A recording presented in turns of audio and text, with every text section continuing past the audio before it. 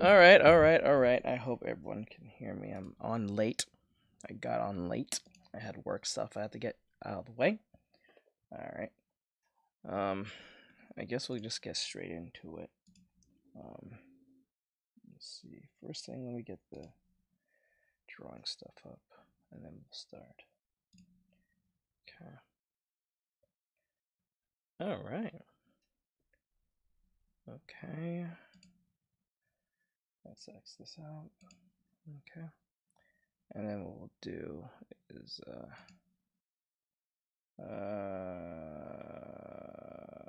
okay.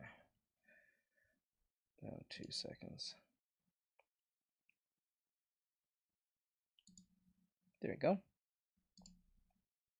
Okay. It's all good. What do I have left? I think that's everything. Yeah. Alright, let's get straight into it. Hello. Alright, guys, let's turn this on real quick. Alright, so let's get right down to business. So, today, hello. Today we're going to be doing some reactions. I'm a bit late. Actually, I'm more than late. I'm like 3-4 hours late. So while I work, we're going to do reactions. So I have a video here called Marvel Games. This is from Marvel, or so. And, let me see right there. There we go. So, oh, I forgot.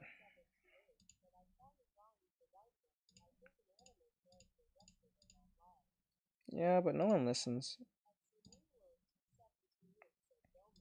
So I see.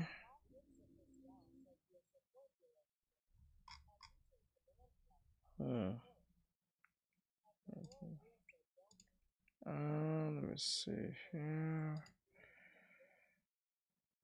Let's see here.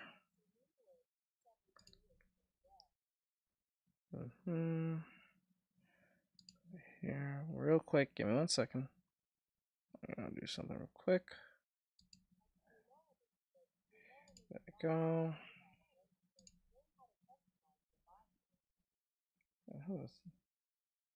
Okay, I don't think so.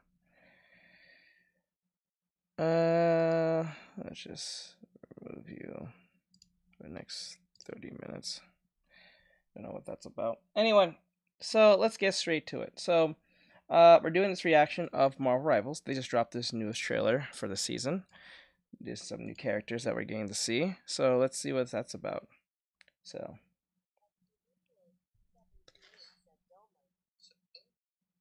Let's just check something.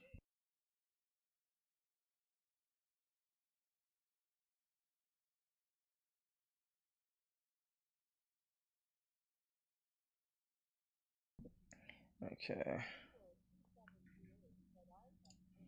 I kicked them out. Stop spamming the same thing. I don't know what the fuck that means. Please don't do that. Or you get kicked out too. I don't care.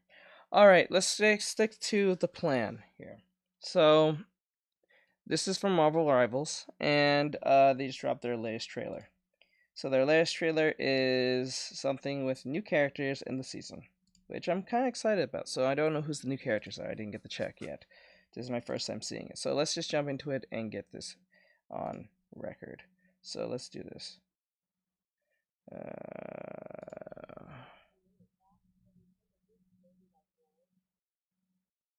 I didn't see no gift. Yeah, please don't do that. Well, you guys, I didn't see no gift, but like the thing is here, please do not spam the thing over and over again. It's not good. He's not kicked out. He only was a thing for 30 minutes, because I wasn't sure what the hell that meant. Because when people spam stuff like that, it causes trouble because it just makes other people do it. That's not good.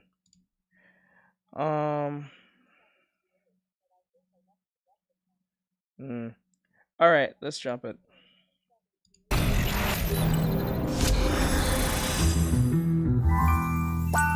Our city is under siege, and these vigilantes threaten us all.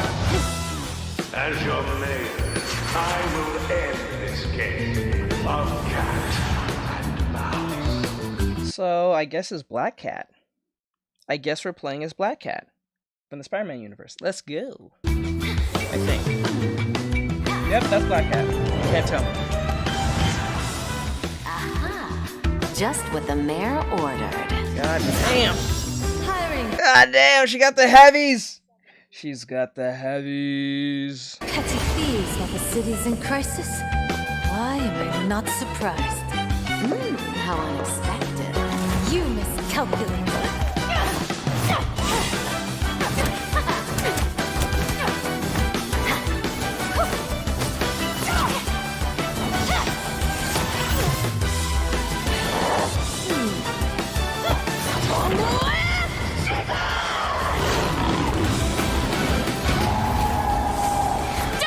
I'm gonna tell you something. The word kisune or kisune, depending on who you're asking, is super popular now. People just use the kisune like crazy. That's crazy.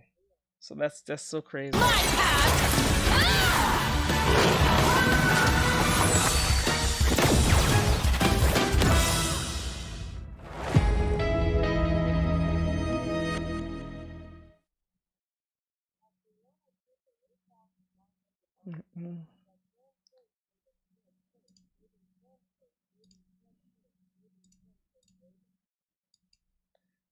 That was awesome. Kisune is a form of like fox spirit. Usually what they refer to in Japanese culture, I believe, is a fox spirit. Anyway.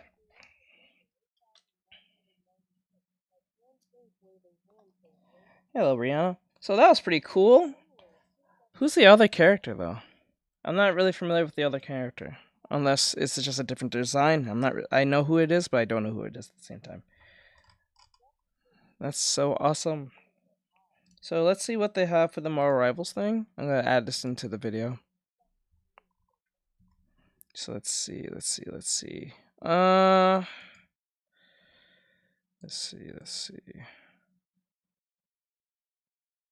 Super chats. Okay. Oh, this can go for now. I don't even need this open. Okay.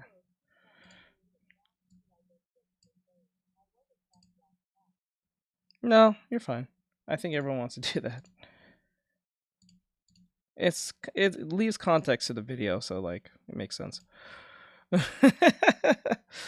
Okay, so let's see. Wait, where's the video?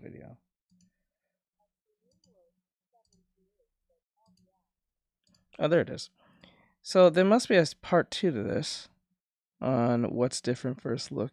Every hero balance. This was an hour ago. Okay, let's go. Wait, what does... Alright. Let's say here, first anniversary. Fox White Spirit. Okay, so we're gonna watch this part too. I'm gonna also add the Marvel Rivals stuff to the video, so I don't have to do 10 different videos. So this is, yes, I believe. I think this is season 7. I think this will be season 7. So let's see.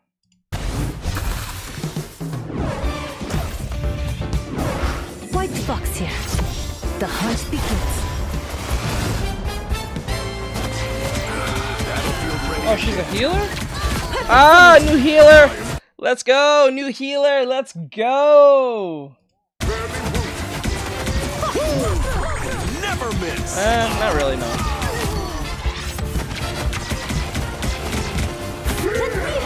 And here.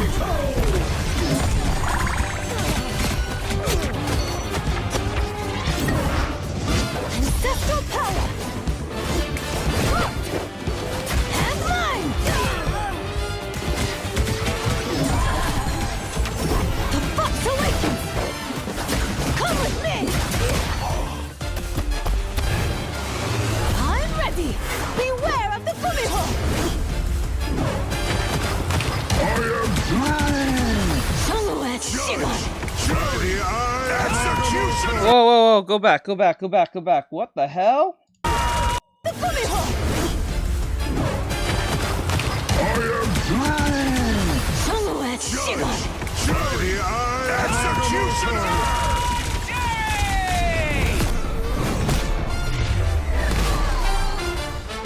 Oh, thank God. She can block the Star-Lord ultimate. I am so sick of the Star-Lord ultimate. Yes, finally a new healer. Hey, Cherry, what are you doing, hon? Oh no, that's Hum. Hey, Hum. Cherry. All right, yo, funny lucky thing. How do I buy gifts, bro? I'm not sure. There's a button somewhere on the screen. I don't know how gifts. I know how they work, but I don't know where they are based on the UI. So we got a new healer, guys. New healer. Let's go. I'm gonna main. I try and main every healer now. I've been practicing on every healer. The only healer I don't like playing as is probably Loki, kinda, sorta. But I can play every other healer. Jesus Christ. Let's go. Yeah, thank you, Sad. Yeah, let's go. Hey, Cherry. What you doing, hon? Hey, Bri. Let's go. This is so cool.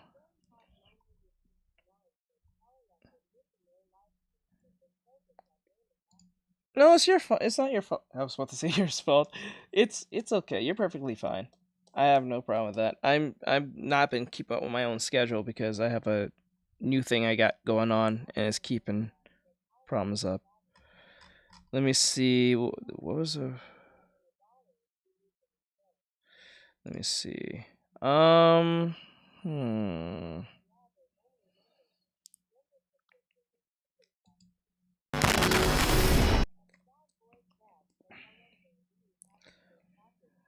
Okay, this is the second or third. This is the third. This is the third video. This is the dev version. This is 17 minutes. So let's get into it.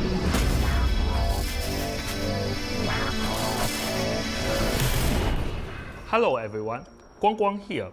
It's great to be back with you all. Hey. Mayor Fisk never imagined that his city, still reeling from the devastation of the Eternal Night, would face an even greater crisis. Out of nowhere, Alchemax Corporation from the year 2099 descends upon Lower Manhattan, spreading its influence like a plague and transforming entire neighborhoods into their 2099 counterparts. Determined to save New York from being completely consumed, Fisk takes desperate measures. He orders a city lockdown, arrests all superheroes from different timelines, and hires Black Cat to steal a mysterious stone tablet. He believes this tablet holds the key to New York's survival, but unknowingly, his actions have crossed the line with the current Tiger Division Director, White Fox.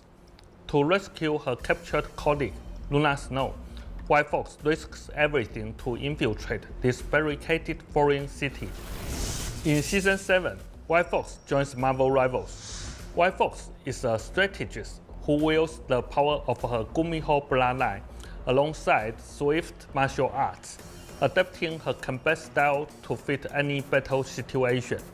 In combat, she can use Yoga Sword to heal allies and damage enemies, absorb and store Gumiho energy, then unleash it to buff teammates and charm foes. Whether allies are getting dived or trapped behind enemy lines, White Fox can instantly reach their side, channel her Fox bloodline for past. I guess I'm not familiar with this character. Yes, thank you for the support. I appreciate it. I'm not too Cherry. Oh, thank you for that, Cherry. I just realized you sent me gifts. Thank you. I'm not too familiar with this character. I don't know if she's just brand new to Marvel Rivals or she's a comic book character. I'll have to look this up in a second. 1 second. Special transformations, and use sharp claws and mystical tails to push back enemies while hitting teammates. When she activates her ultimate, White Fox reveals her full nine-tailed form, using powerful claw strikes to suppress enemies and heal allies, while also infusing Gumiho energy into teammates. I'm not gonna lie to you. This is no attack on him for being a dev, but I don't understand why they just don't get someone who can speak. I don't know. I'm not really sure why they can't just have someone who can like translate. Like, okay, so for instance, he's trying to speak English, and his English is not that. From a scale of 1 to 10, this guy at least like a 4 or a 5. But like, it wouldn't make more sense if he speaks in his native tongue and then someone just translate. So he gets to speak what he wants to say. He doesn't have to alter anything. And then also, so they have a translator. Nintendo does this all the time. I think that's just fair. You still have the same person. You can still be on screen. I'm not saying he shouldn't be on screen. I'm just saying, if you're gonna have him up here, it might as well let him speak in his native tongue and then let someone translate it. I guess it's cheaper because paying a translator will be a pain in the ass.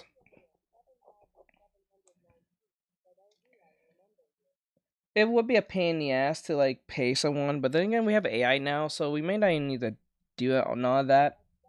But you know, it is what it is. He's flexing that English, bruh. To grant them unstoppable and lifesteal effects, helping the team shine in crucial moments. The new convergence map, Lower Manhattan, will launch after the Apple's second update. Can Kingpin save New York without superhero help? What sparks will fly when Black Cat and White Fox cross paths? Stay tuned. This update will feature a major round of balance adjustments. In a moment, Zhiyong will explain our plan, the adjustment process, and the specific changes in detail.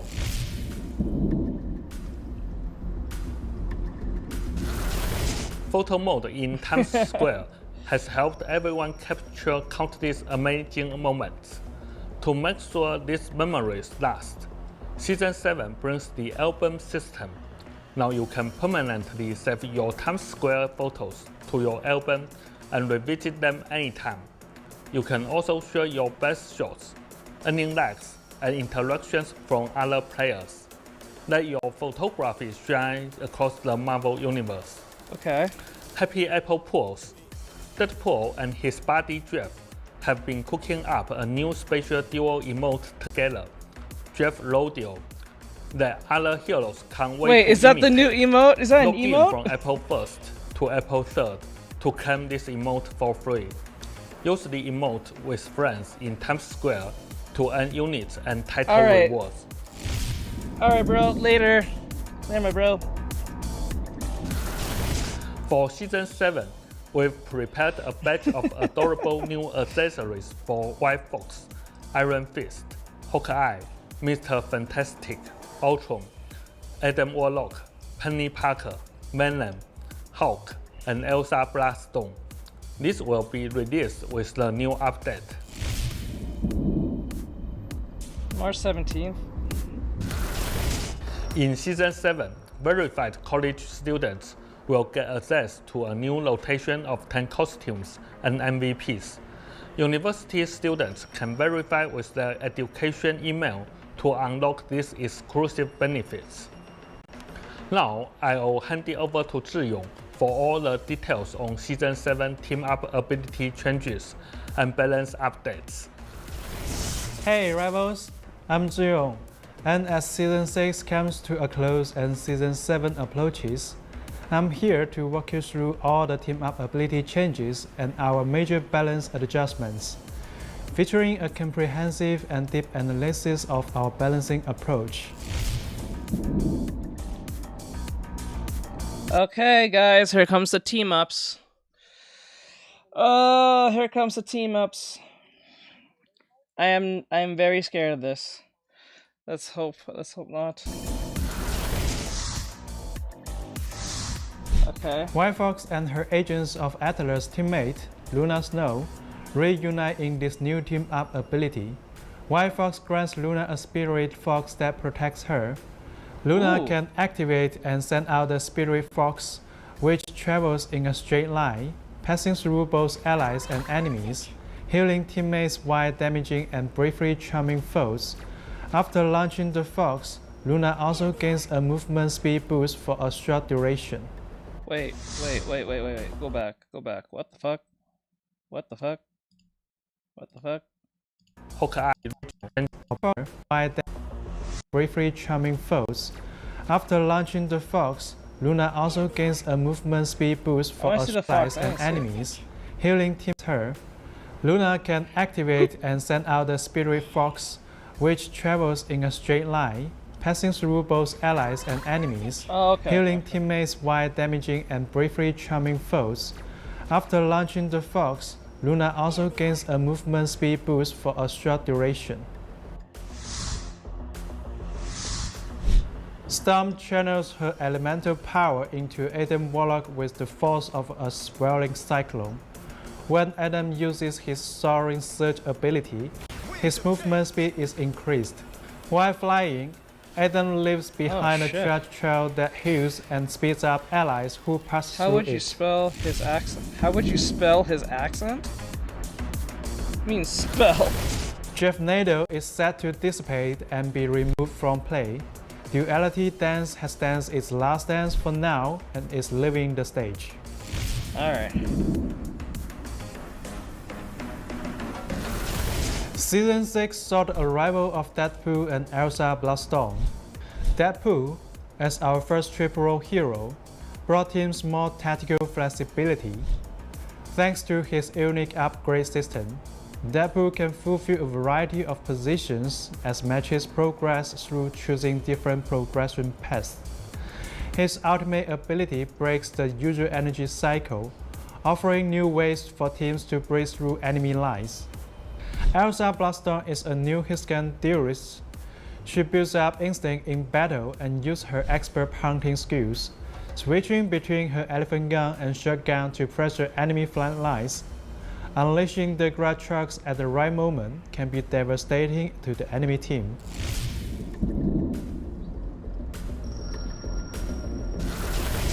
Back in Season 5, we increased most heroes' base power and introduced new mechanics for ultimate ability energy, acceleration, and drain. This sped up matches, increased the frequency of ultimates, and made combat more thrilling and intense, demanding better teamwork and coordination, especially to inflict overflow damage against the enemy during their strategist ultimates. Considering the need to maintain a smooth transition, we carry this environment over into Season 6, where Deadpool's unique ultimate energy system fit right in.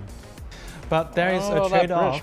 Easier ultimate access makes fights more exciting, but it also compresses the windows for neutral combat or repositioning, making the rhythm relentless and potentially tiring over time. So, considering the changing battle environment over the past 2 seasons, we have put together a plan to restructure the current combat dynamic. Compared to previous seasons, more healing and damage exchanges also narrow the energy efficiency gap between triple strategies and standard double strategies lineups, lowering the entry barrier for triple strategies teams and making team composition more flexible. With strong baseline healing and protection, smart ultimate ability energy use, and fast-paced ultimate rotations, triple strategies teams offer high survivability. In this environment, dive heroes require increased teamwork to effectively burst down backliners or provide sustained disruption to make an impact. Divers who lack team coordination or solo dive have less value. Poke heroes, meanwhile, can relentlessly strip away at their foes, applying pressures to their survival and push both teams' ultimate into faster cycles. When teamfights break out, triple strategies lineups can survive longer to withstand enemy assaults.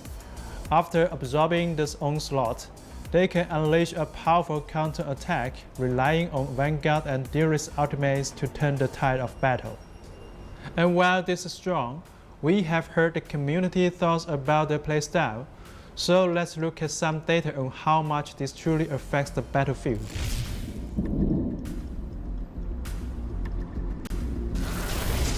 We've seen the community discussion around third-party lineup stats, so here's the Season 6 lineup pick and win race. We calculate this lineup using stats based on time spent in each composition. For example, in a 10-minute game, if 2-2-2 is used for 6 minutes, it counts as 0.6 games for that lineup. If 2-1-3 is used for 4 minutes, it counts as 0.4 games. If the Okay. team wins, both lineups get credited promotionally for wins. Considering this, you can see that double strategies remains dominant. I think what With we the need to do, I want to ask everyone this question. I've been playing video games for a very long time. And there was only one game that did this. I don't know if they did it in ranked, I forgot, but I know they did this in quick play. It was Gears of War. Gears of War, I think 2 and 3. I think 3 did this, but like I think 2 did it, but I think it was what update, but I think it was 3. Whenever someone throws a game and leaves, isn't it just fair enough to put a insane character? I mean, not insane character, but insane difficulty bot on the team. Wouldn't that make sense? So, like, say you have an asshole who doesn't want to do what he's supposed to do.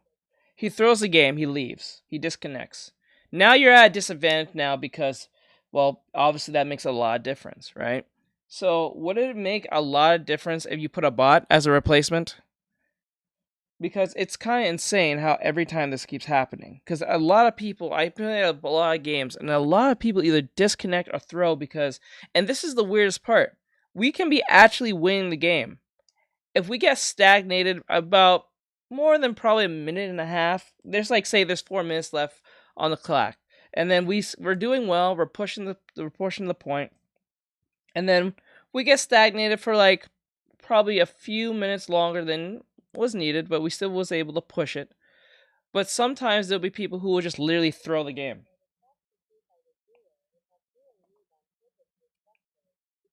Leave successfully. No, but if they're a duo on a ranked match and they both leave, they should, especially if they leave at the same time, because sometimes I think they do that. If someone leaves, I think they both leave. You should just replace them with bots, like literal like bots. At least there's a little bit more of a chance than just 4 against 5 or 3 against 5.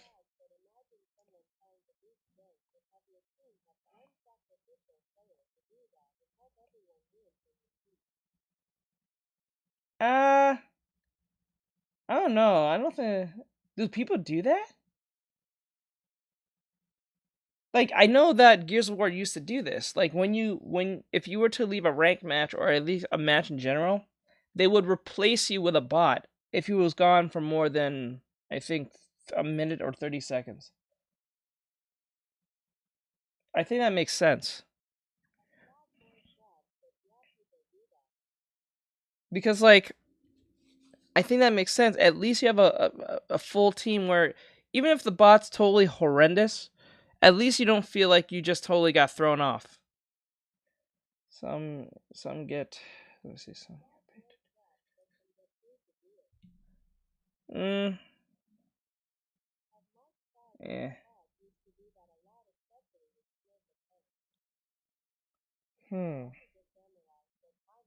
So you guys don't think it's a good idea to replace a thrower with a bot? You want to keep it like. So like if there was 5 against 6v6 and 1 left or 2 left, you think it's best to not replace the people who left with at least a bot on a difficulty of hard? Because there's, I think you can do this in like in Overwatch. You can choose the difficulty of bots you're gonna deal with. So wouldn't it make sense to put a bot on the team on a certain difficulty, like you know, in Gears of War they have like normal, hardened, insane. I think at least add difficulty the bots on hard. Just make some alt account. Nah, that's too much work. I hate doing all that alt account shit. Nah. I just want to play the. We ain't doing all that. I don't think people got time to do all that. Like, unless you're a teenager or something, or you got a very lucrative job where you could just be home. No, I can't. I just want to play the game. Nah, fuck that. I think I just need a bot just to replace this idiot who doesn't want to switch because they're crazy. Classic 2-2-2 comp having the highest win rate. This is because while triple strategies are strong and forgiving, to reach full potential, strategies players must contribute more damage. They must not only compensate for the team's overall damage output, but also bridge the energy efficiency gap created by the shell healing. You can sell that shit? Balancing okay, no, I believe you. ultimate ability energy, and coordinating for maximum ultimate coverage. This takes skill and teamwork, making it more suited to large stacks. We share this data not to defend the current meta, but to encourage everyone to pick what works best for their team. We are making major changes to the overall environment in Season 7 for a better combat experience.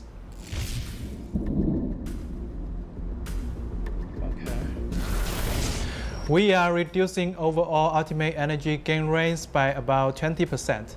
This will be turned differently for Vanguards and Duelists versus strategies to balance the experience for different team comps.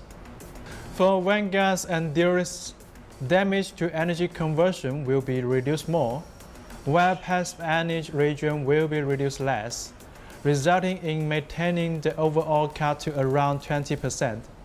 This narrows the gap between poke and dev heroes in energy game, letting divers catch up while repositioning or waiting for an opportunity.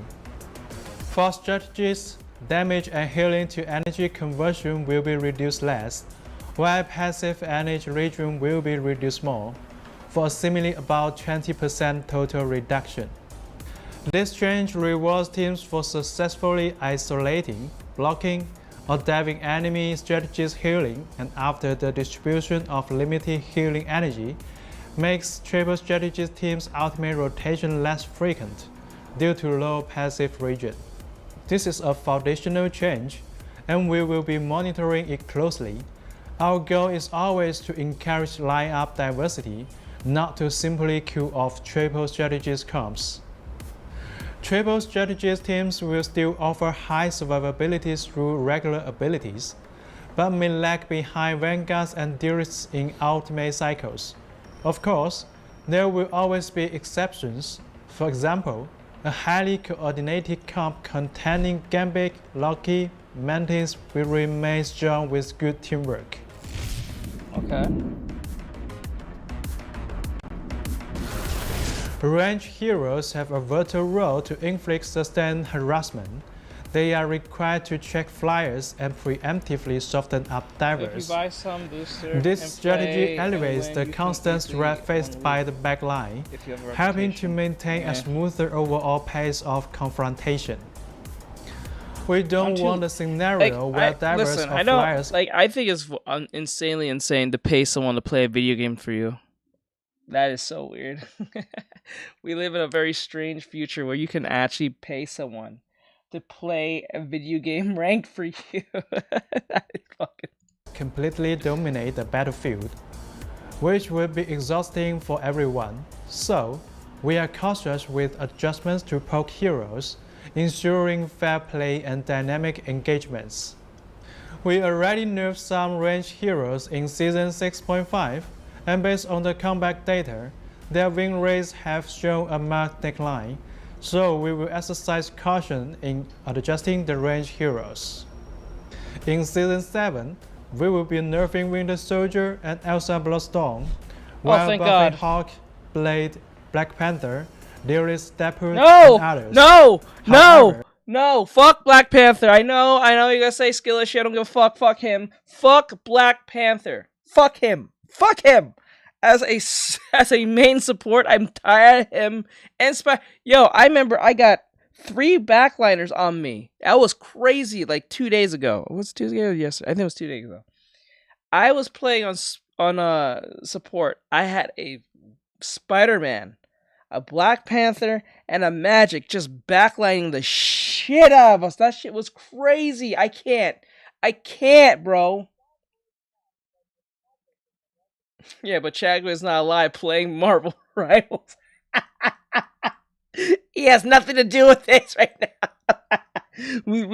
I swear to God, I'm so tired of it. since Steel Devil has been strong for several seasons, he will be nerfed.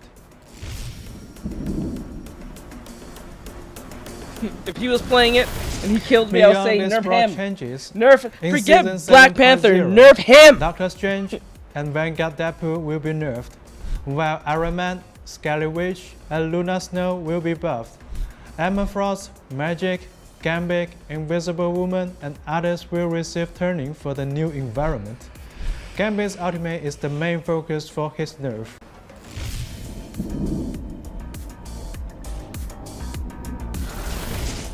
As you know, Marvel Rivals heroes are very mobile, which means landing skill shots can be tricky.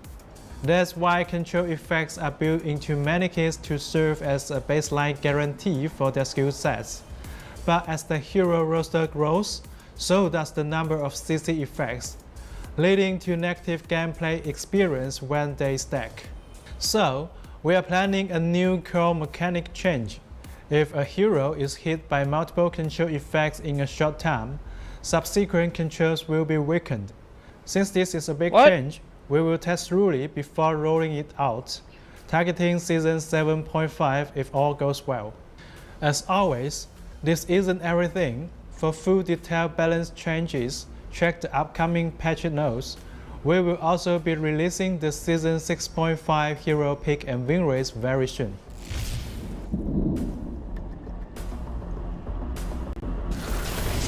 In competitive, bans per team will increase from 2 to 3, and each ban phase will be shorter. With more heroes in the pool, this should help balance the experience on both sides.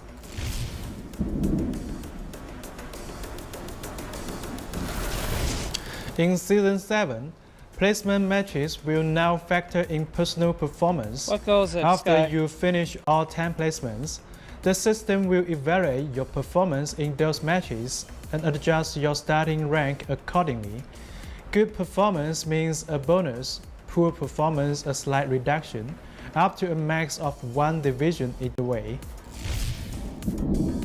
That's good. Hope you're having an awesome day. Based on a great portion of the fan feedback, Tokyo 2099 Shin Shibuya will return to the competitive map pool in Season 7. We all want Marvel Rivals to be the best game possible, and we are working around the clock to make sure it feels as great as ever. Please keep providing your feedback, and we are grateful for your kindness and patience. Ignite the battle. Alright, so that was the Marvel Rivals update and video. Both Black Cat and White Fox. Awesome for Season 7, which starts in what, 3 days? Fuck, I didn't get the diamond yet. I'm literally like 3 games away from diamond. This is so pissing me off. I didn't get the diamond by my... See, if I had an actual team, I probably would have been master a long time ago. And fast, pretty fast on it, but like, nah. They just give me the most mentally insane people to play with. And then I think they purposely do this. Like, they'll get you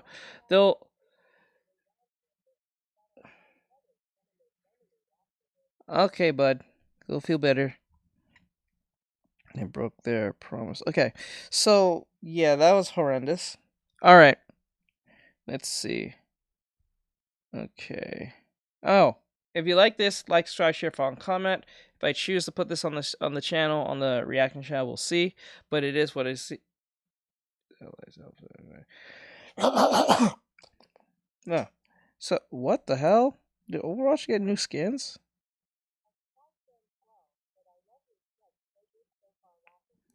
Thank you. Futa. Okay, we gotta do that one next. So yeah, so I hope you guys enjoyed this. Like, subscribe, share, follow, and comment. If you guys enjoyed today's stream, I hope you guys had fun, and I'll see you guys in the next one. Alright, so let's go to the next one. This is from It's a Gundam. It's a Gundam has a video saying, from podcast to feet pics, a ballad of Hawktua. The Ballad of Hawktua. So it's pretty much bringing up the Hawktua girl and how her rise and fall of being superstardom of 1 second, and then she's down on her luck the next. So let's see what this is about. You gotta give him that hawk to and spit on that name, you get me? It's a Gundam. He's just Legend! In the age of sheer stupidity, the moron can be lifted to astonishing heights. Ugh. But listen, you like how I look? I was in my soul. I can't tell if this is AI or he actually dressed like this. Did he really dress like this, or this is AI? Is this AI? I know that a lot of people make AI of him as a form of meme, but like, is this AI? Holy moly. Bruh. This is high-quality content creation. Haley Welsh is a perfect example of this. In the wake of female comedians not being funny for decades, Joe, my little lamb, with fleeces white as snow, and everywhere that sunlight went, my lamb was sure to go. Is this guy raw dogging your way? white women are all too eager to follow any blonde with a sense of humor. At some point around 2024, Haley did a meaningless street interview for some TikToker that completely got overshadowed by her. Some innocuous comment about giving head, a sign of the times. What's one move in bed that makes a man go crazy every time? Oh, you gotta give him that hawk too and spit on that thing, you get me? Oh my God, this is a goddamn nightmare. For some ungodly reason, this made her famous. If there was ever a sign that we're cooked as a society, this was it. And that feminists needed to shut the hell up about how hard it is to be a woman when one mildly funny blowjob joke could make you a millionaire. And I'm still here in the trenches, baby. This one 5-second clip led to this internet-wide search, a global hunt for this girl. You would have thought that she had the cure for cancer, or the key to world peace was spit on that thing, you heard me? She got a podcast seemingly out of nowhere in record time, with celebrities and billionaires lined up to talk to her. For what? But why though? But why? But why? But why? Why? Why? Why? Why? Tell me why. This is as worse as that one chick with Drake. I forgot her name. But like, at least she was trying something before this became a thing. Like, Jesus Christ, this is so sad. I don't know what to tell y'all. Like, this is not even an attack on her. This is not even her fault to a degree. This is the internet's fault. Why did you prop up this person to be seen? Why? All she did is made a blowjob joke.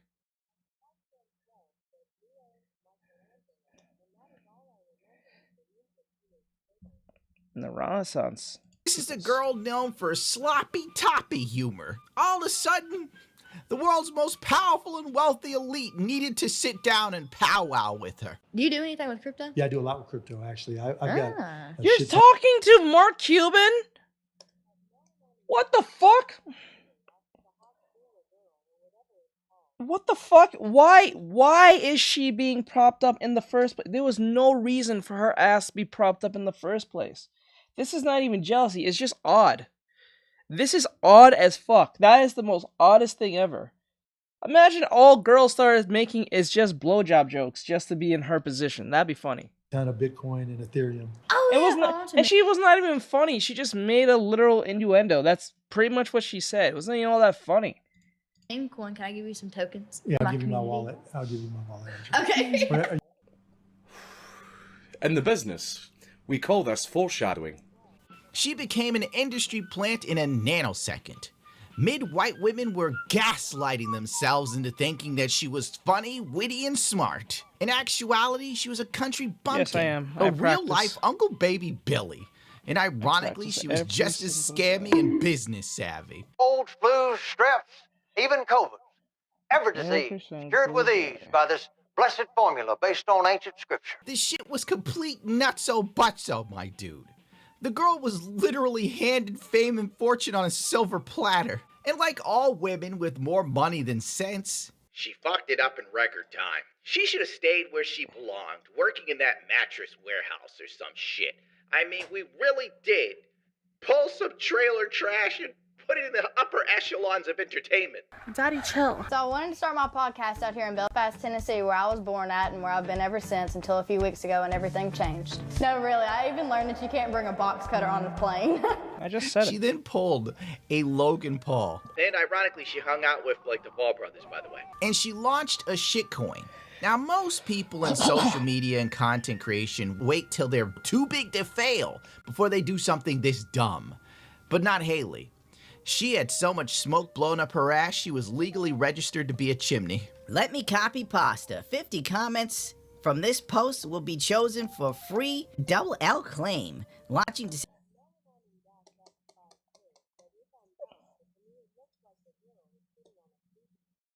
She's sitting on sushi. December 4th. So much crypto bullshit. Launching in less than 20 minutes, y'all. Hawk to a coin. Today's launch day. Woot woot. Hi, TMZ. Say hello to my community. Hi. Hey, what's good? Wait a What's second. up, This Emma? dude like start complaining when he lost his money. If you were stupid enough to take your hard-earned money and invest it into Hawk to a coin, your children need to be given to someone else. You make garbage life choices. You know what the worst part of all of this is? People were dumb enough to buy this shit. $500 million were gone in 20 minutes.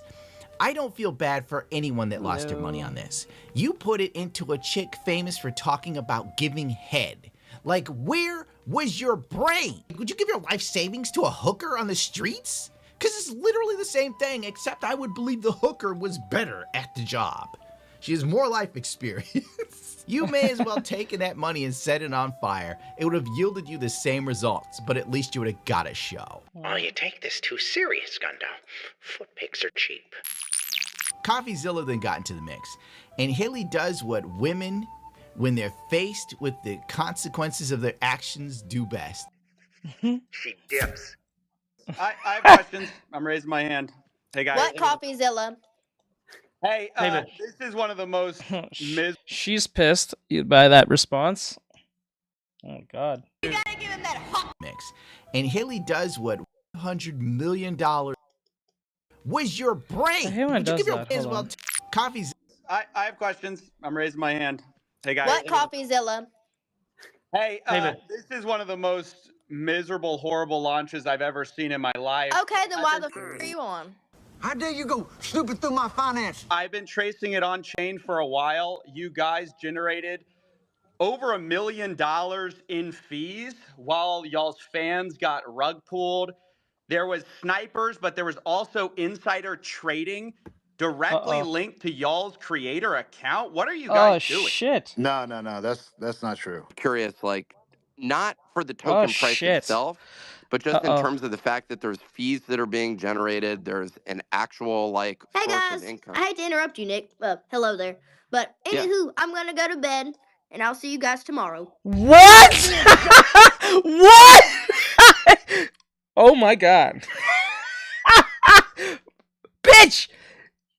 Get your ass back over here! No! You can't do that! Holy shit! So, let me get this... Okay, let me give you guys an idea what just happened. Because some of you are probably not paying attention. But the point is here is, the Hawk Tour girl... Like, oh my God, the Hawk Tour girl... The Hawk Tour girl said that she made a Bitcoin. And the Bitcoin didn't go well. She pretty much rug pulled on her followers. So CoffeeZilla confronts her on Twitter and says, "Hey, listen, there's a lot of evidence that you guys rug pulled a lot of people. If you don't know what rug pulled is, it's basically a lot of people invest a lot of money, and then when they're done investing the money, they kind of pull the rug out of you by taking all the money and running away with it without promising anything of like any funds back to you or any profits. So they get all the profits, you don't. You just gave them money pretty much for free, and they just took the money and ran. So they just pretty much, I wouldn't say they stole the money because it's legal, because if someone gives you money for free, whatever you do is yours, but you have to promise. It's like if you ask me to do a drawing for you, you put in like a gift or something. Yeah, she's horrible for doing that. And then when CoffeeZilla confronted the people that her team, I don't know, and her, she said, instead of confronting it and, talking about the issue that she hurt a lot of people, she just said, "You know what, guys? You guys are having this conversation. This has nothing to do with me. I'm going to go to sleep." That's what she just did. Imagine you gave your money to a bunch of people that you want to support, and hopefully you get something out of it at the same time. And then out of nowhere, the person, I know, right? Don't do it. Don't throw your money away. That shit's crazy. You're better off doing regular stocks. So he's a YouTuber that investigates, like, I guess drama shit. I guess he investigates like stuff like this. For those who don't know who he is. But yeah, so he investigated the whole like Bitcoin thing that she was pulling. She stole from a lot of people, technically. So that's pretty much what happened. So she just chose to go to bed. So that was a piece of shit move that she did. That was insane. But thank you. Saved! The investors! Yes! You invested the money! She took the money and ran! She said fuck you and left! She took the money and left! What the fuck? That's crazy!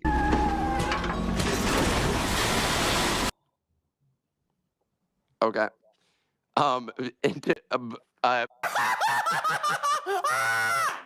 She dipped again, but this time for a few months. Haley Welch, hot to a girl, has officially returned to social media. She went offline after a alleged pump and dump in her crypto meme coin. Breaking news: Haley Welch has been shot. Haley Welch dead. The hawk to a girl has died. Whew.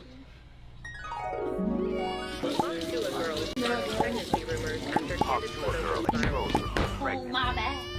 Breaking news: the hawk to a girl is not missing. She's pregnant.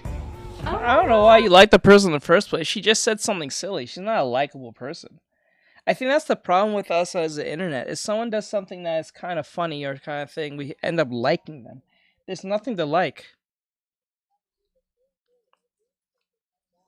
I don't know. I doubt it. I'm not sure. That's not something I'm familiar with, so I can't say yes or no. I can't deny or something. You got to pay for that, bro. What's going on with that Hawk Tua chick? She going to jail? Anywho, do I get a phone call? The Hawk women aren't funny. Somebody made a lot of money off of her being stupid. And if she didn't get anything out of it, she's even dumber than I thought. She gave an apology that no one cared about because $500 million just vanished. Hold up, let me see. Did I? Did I really? Hold up. Oh my god. Oh! Oh my god! I hate when it doesn't pop up on the screen for me. Oh my god, that's a lot of gifts. 1, 2, 3. That's 1, 2, 3, 4, 5, 6, 7, 8, 9, 10, 11, 12. Well, you have to... Okay. You only sent 4 jewels. If you want to get a drawing, it has to be at least 1,000. At minimum, 1,000 for a sketch. I think 2,000 for line art. 3,000 is... If I remember right, if I remember it on the screen, hold on. I think we have it right here. Hold up. I have it. Let this play and let me find it real quick. Hold on. Well, golly gee, I'm sorry. Keep supporting me, you heard? And on March 25th of last year, a documentary about Haley's life is now put into development. It was as if she accomplished something major, you know, other than one sloppy toppy joke and rug pulling people on crypto. Jesus Christ, you would have thought she was Michael Jordan and this was the last dance. I hope they do it and it bombs. I hope they lose money on it. I would laugh so hard. I would actually tweet at the people behind and go, hey, you take your stupid pills today? I'd like to do a documentary on the last shit my dog took. It was pretty funny though.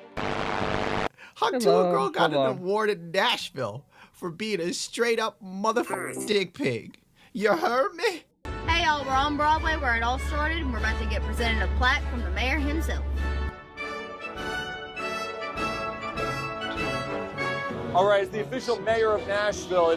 The mayor of Nashville looks like an NPC for GTA 5 on the online mission, but whatever. It is my honor on behalf of the whole community to present Miss Haley Welch with this historic plaque. This has to be fake news. But now in current day, I guess she's selling feet pics.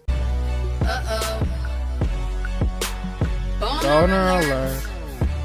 I have a 4 out of 5 rank on 500. I was a little shocked at that. You think you deserve a 5? I think I deserve a 5. I think I'm a 5. I'm real weird about my feet. I try to get them done like really often. When did you get on Feet Finder? I personally didn't get on it, but somebody looked it up last week and told me. And I was like, pictures and they put it on. It's not Feet Finder. It's like a feet rating thing, right? Yeah. Yes, and it rates your feet. Yeah. I'm not trying to flex. It's not a competition. Yeah, the minimum is 1,000 joules. The second is 2,000 joules, and the one is 3,000 joules. So 1,000 joules gets you a sketch. The 2,000 joules gives you a line art.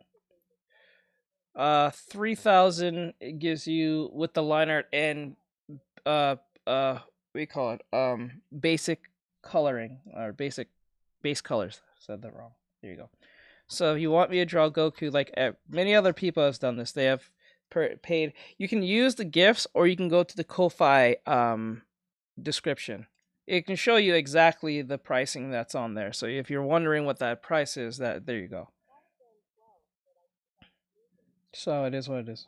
But like, did you get a 5 out of 5? No, I got Mine's 4.8. isn't it? Hawk Tuah really got that easiest side hustle. Internet reacts to Hawk Tuah girl Haley Welsh reportedly selling feet pics on fanfics for $10 a pop. Content creator Haley Welsh. I don't understand. What is the point of selling feet pics when you can just use an AI foot?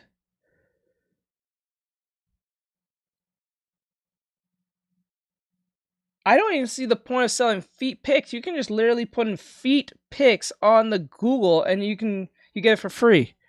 What is the fucking... This is why I don't understand people buying prawn. Like, I don't understand why people buy prawn, and I don't see why people even bother doing that shit when all that shit is literally free. Go to Twitter. You don't even have to go on Google and give yourself any type of internet aids. You can literally go on Twitter, type in anything that is slightly close to what a female, and you get anything free.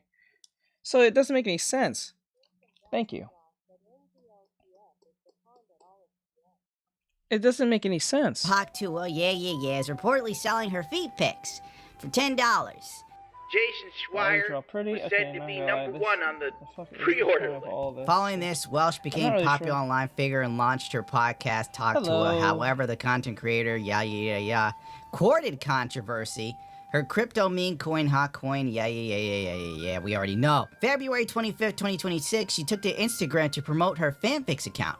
For those uninformed, fanfics is a subscription-based social media platform that allows content creators to interact with their fans. The website does not promote explicit content and has a strict no nudity, that's all folks, no nudity policy. According to Uniland, the Hawk Tuah Girls fanfics account had 3 tiers to subscriptions. A regular subscription is $10, a premium one is $15, and the VIP section is $100 a month. Welsh will reportedly keep 80% of her earnings, while the remaining 20% goes to fanfics. In her fanfics account, Welsh teased spicier content, uploading posts. What the fuck is fanfics? I've been hearing this word, but I don't know what that is. Can someone explain to me what that is? What is fanfics? And just for those who are wondering, if you want a drawing request, it's in the descriptions. If you're wondering how many gifts you have to give to get a drawing, let me know. I'll tell you. It's 1,000. Okay. Like it's AFK. Oh yeah, I go. All right, so moving face, smiling eyes. That read, ready for the spicier me, and I quote, ready for me to release more feet stuff? And naughty mode activated. This is her peak meme comedy, by the way. Naughty mode activated? That's the best you could do? You can come up with something funny like, come on, let's get someone drop a nice juicy tip. Juicy nubbins? Juicy nubbins. What else could you come up with?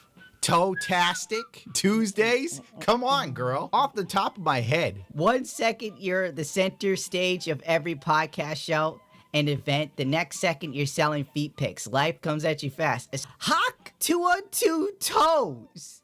Hawk Tuah girl Haley Welsh rebrands again as foot pics send internet into a frenzy. The reviews for her feet are in. They're on par with High Guard's reviews. And I quote, I'm a real big foot guy. And I can assure you, her feet is not it. Like, at all. I'd like to know what feet are it for him. The next comment is...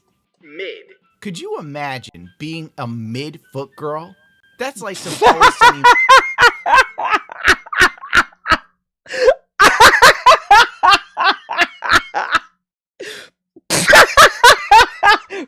Bro, imagine your feet are mid.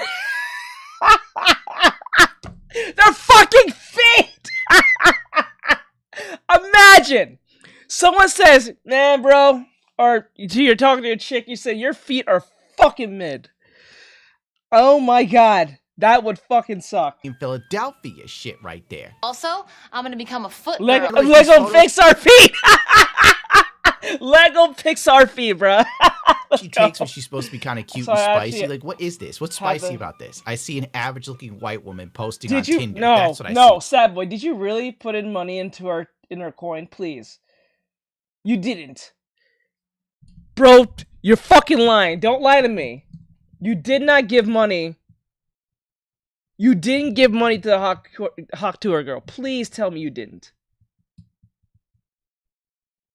Sad. I'm gonna look at you strange. I hope you're bullshitting. I hope you're just trolling on that response. I swear to God, Sad. You did not give this bitch money. I swear to God. Right now, making the duck face too. This is supposed to entice my penis, by the way. I'm supposed to see this and go, oh man, I gotta give her at least $10 a month for this. Hey, what's up, Jed? I need it, baby. I got to have it. Is it just me or is she criminally mid? I miss the old days of America when average women got average results and it was better. Everybody was shooting. You donated her your leg. Lane. They were staying in their lane. Everyone was well aware of what they could do and were realistic. Now every woman that looks like the bog standard female you come across any day of the week thinks she's Kim Kardashian. And that her feet Amy, or pictures of her in a bikini is worth money. Women treat photos of themselves like it's cryptocurrency.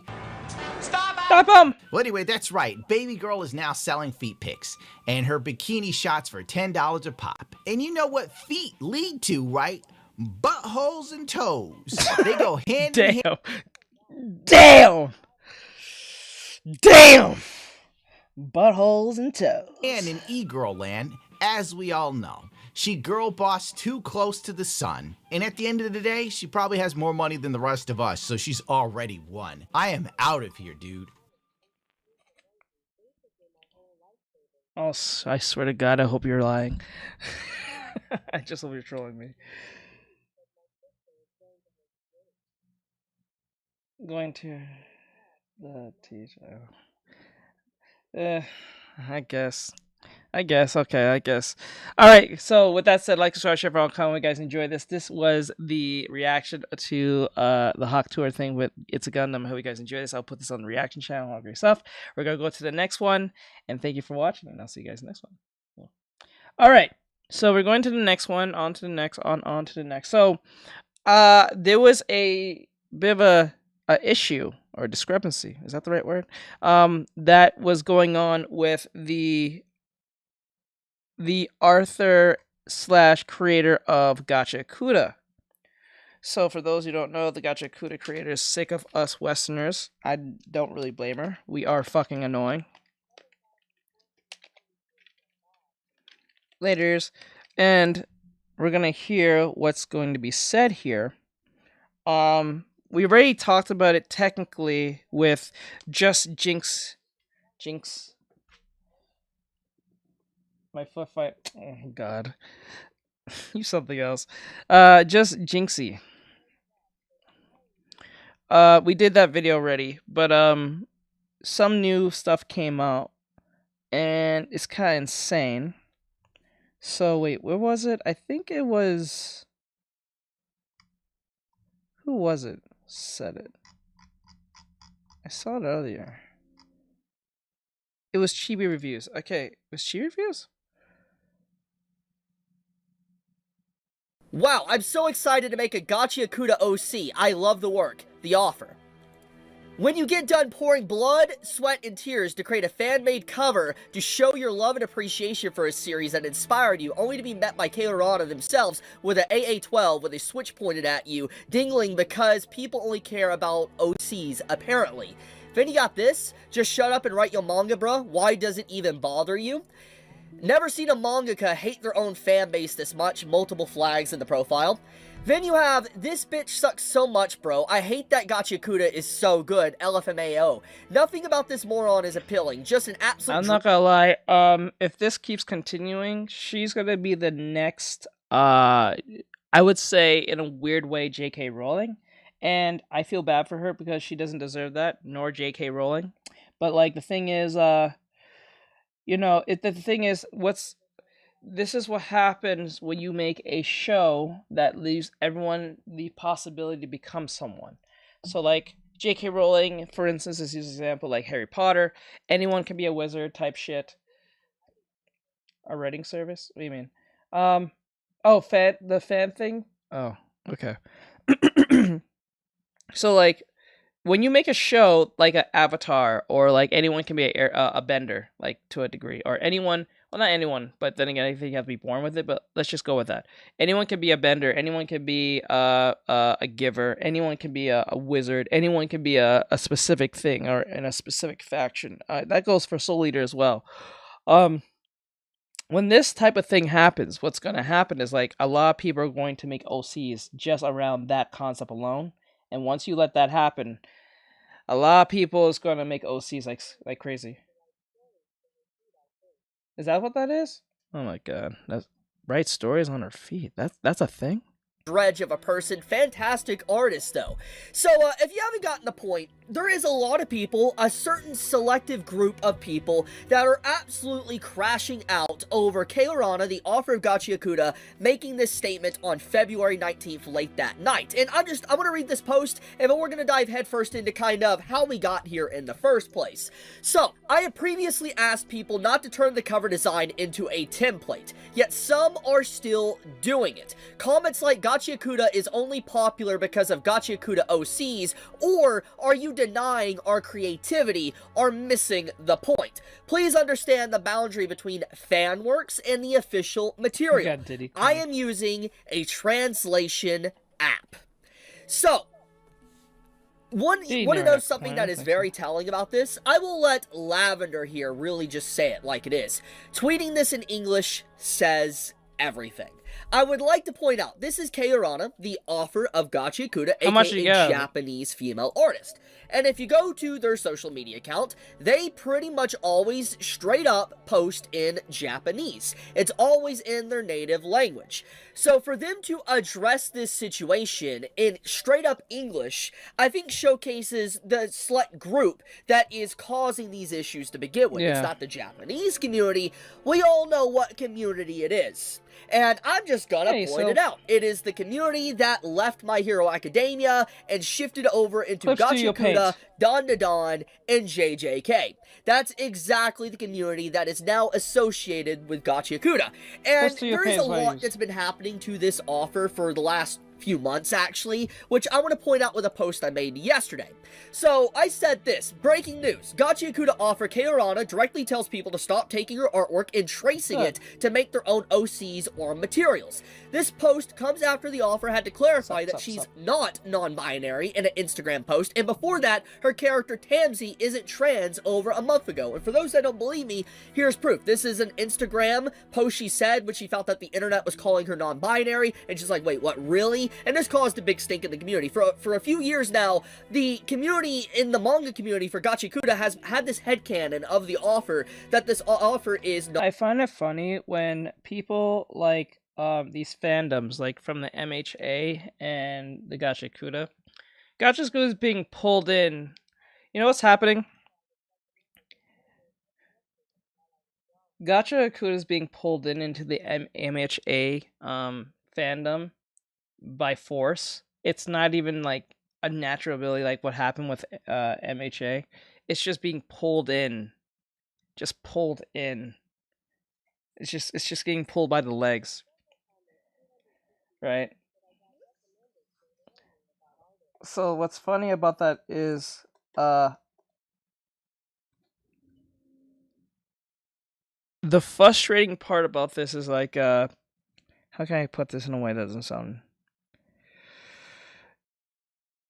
These people say they don't like to stereotype anyone, but they stereotypically do it all the time when they think a character's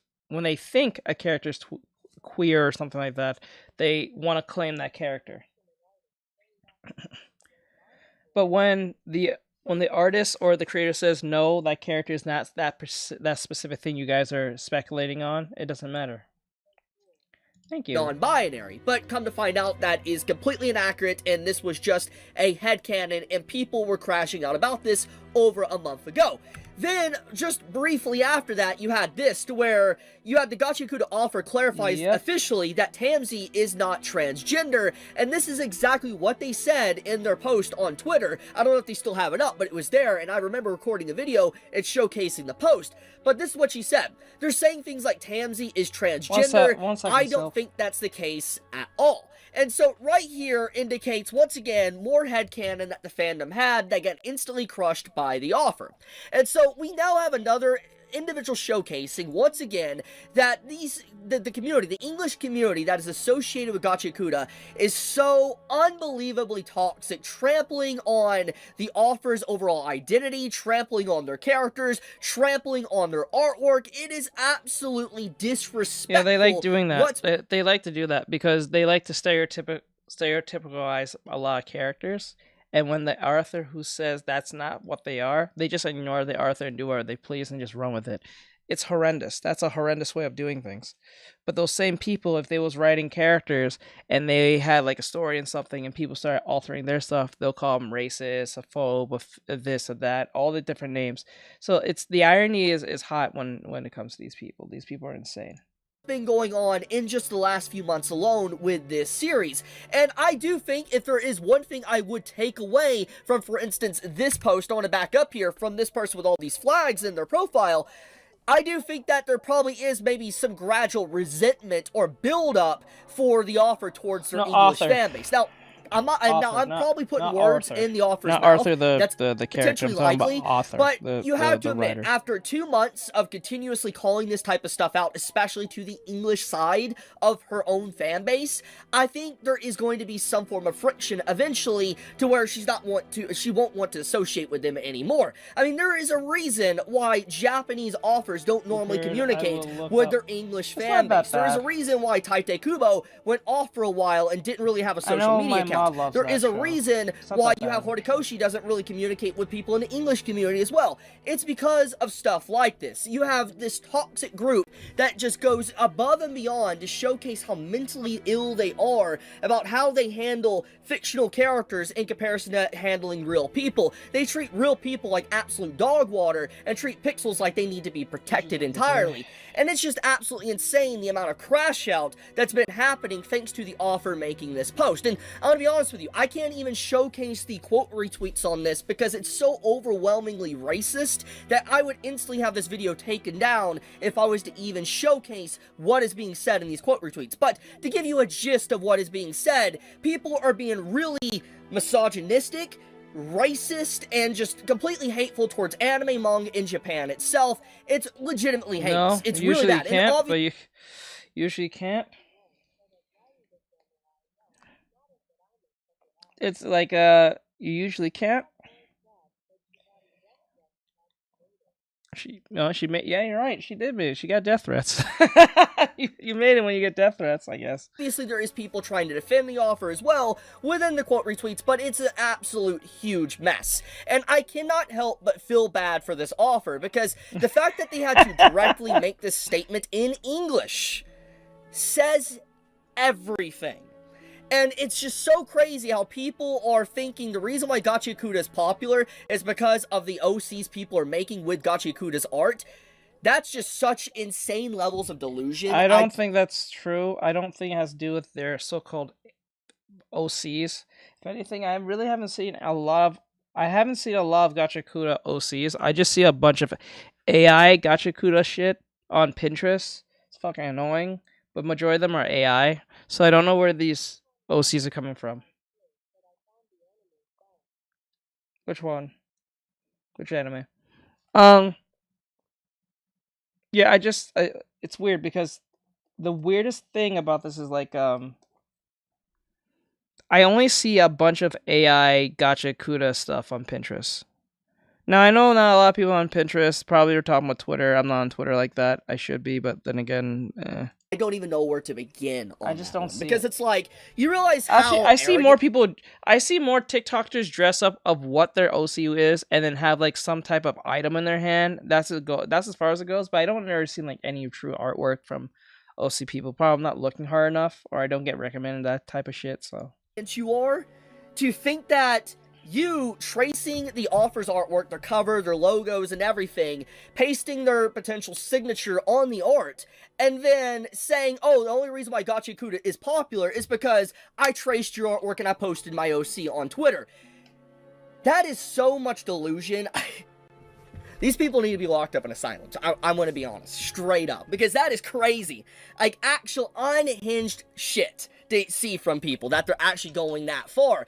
But I really can't help but just feel bad, because, I mean, these quotes are horrendous. I mean, this is just a taste. Like, this is Vaughn. For those that know who this is, like this gif here, if you know any context around it, you could already imagine what is being said in these quote retweets. This is just one quote, and like I said, I can't show anymore. It's bad. It's really, really freaking bad. But I will leave it at that.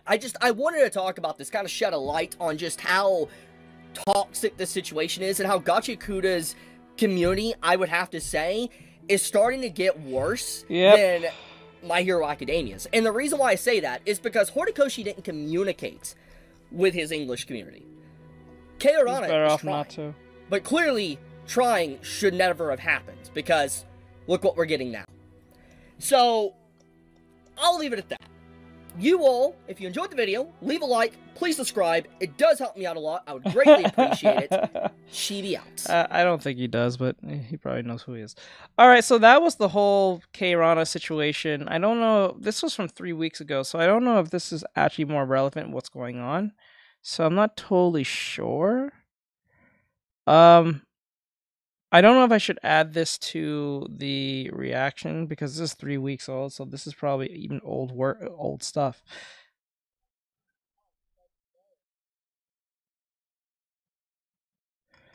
Okay, let's go here.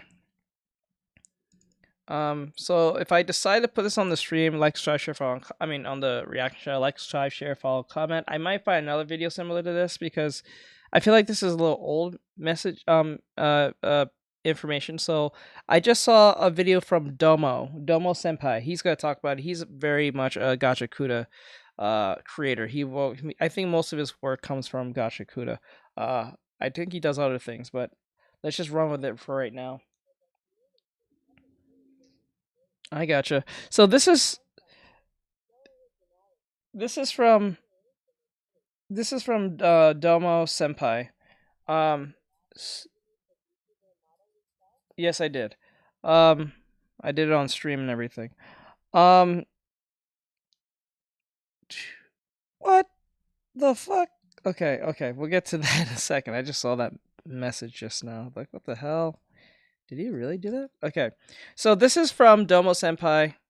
This is from Domo Senpai, and it says, the Gacha Kuda situation is crazy. This is a day ago, so this might be more updated information what's going on. So let's see what happens. What the hell?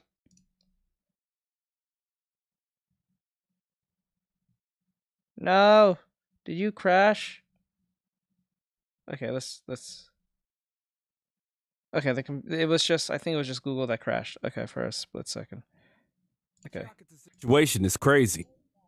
It seems that over the last few days, the community has put itself in quite the situation. Very soon. The fandom has turned something that was so simple into a full-blown ass meltdown, making Urana Sensei fully speak her piece on the issue, which, you know, I'll be showing the whole IG post. And it will have an actual theme, not like the one I have. This was something just basic I whipped up, but now I think it's time for me to have a theme. I already know what's going to be, so. And obviously going in depth with it. It's the kind of argument where everyone is screaming from their keyboards, but nobody is really listening.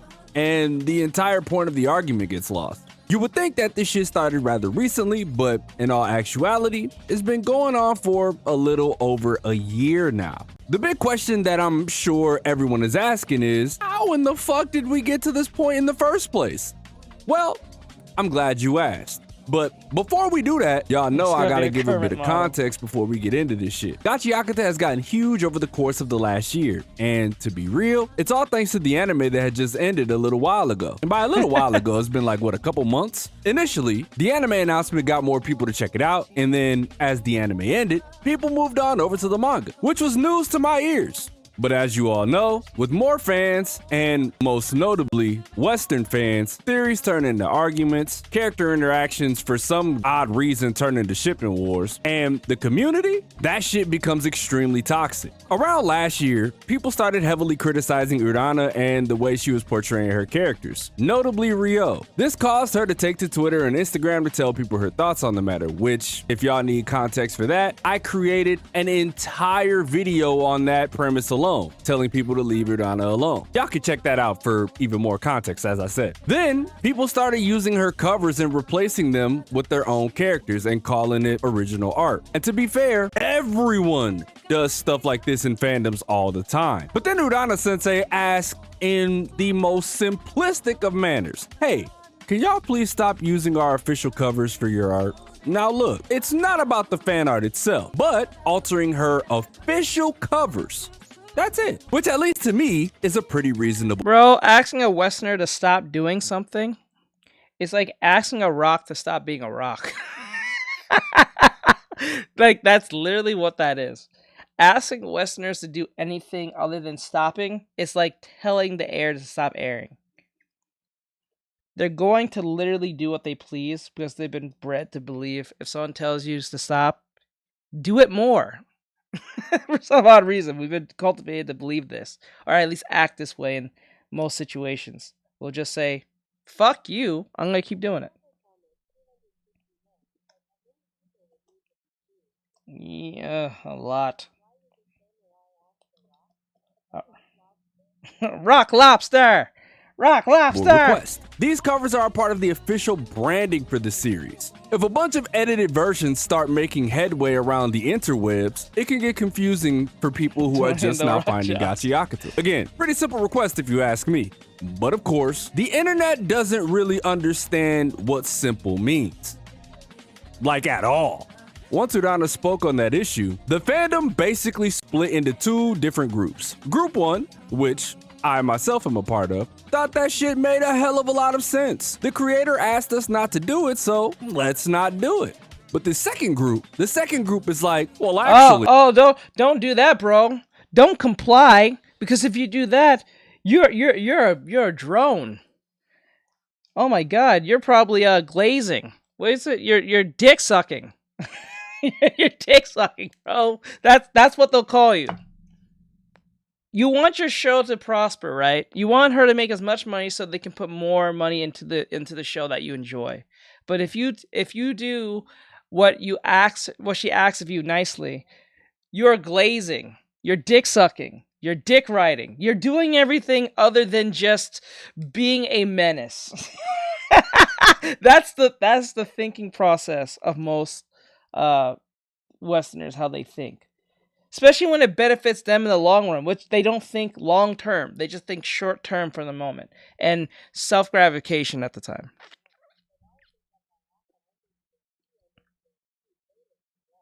Gotcha. And should not be limited in our creativity. Editing is a part of the culture. And suddenly, what started as a small request turned into a full-on philosophical fucking debate about artistic freedom and shit. And with this being the internet, things escalated pretty quickly. Motherfuckers started arguing, quote tweeting each other, writing essays in those replies to the same tweets. Some fans even got to disrespecting Urana herself. The whole thing ended up turning into one of those situations where everyone is technically talking about the same topic, but somehow every conversation is completely different. It's basically the internet equivalent of yelling at the brick wall. Y'all know that meme that we've seen for, what, like 20 fucking years now? And if the cover editing drama wasn't enough, let's talk about the recent incident that poured this is horrendous. I'm not gonna lie, this is horrendous. Gasoline into what was already a dumpster fire to begin with.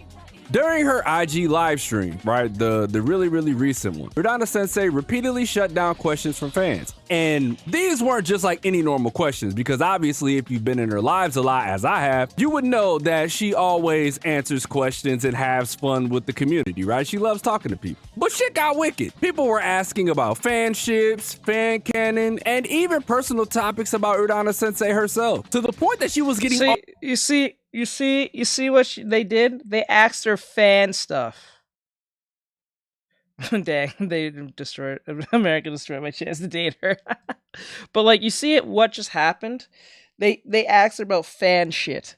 No one cares about fan shit. Why are you asking about fan shit? You're asking the author about fan shit. What the fuck?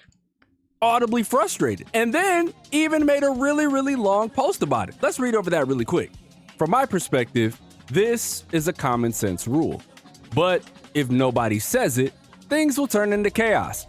So I'll say it. If someone brings unofficial settings or outright incorrect ones right in front of me and keeps saying, "What do you think about this? Hey, look at this. What do you think? Hey," over and over again, of course I'm going to reject it. Maybe people have forgotten, but I am a part of the official side of Gachiakuta itself. What frustrates me is not the unofficial settings themselves, it's the people who throw childish tantrums about them.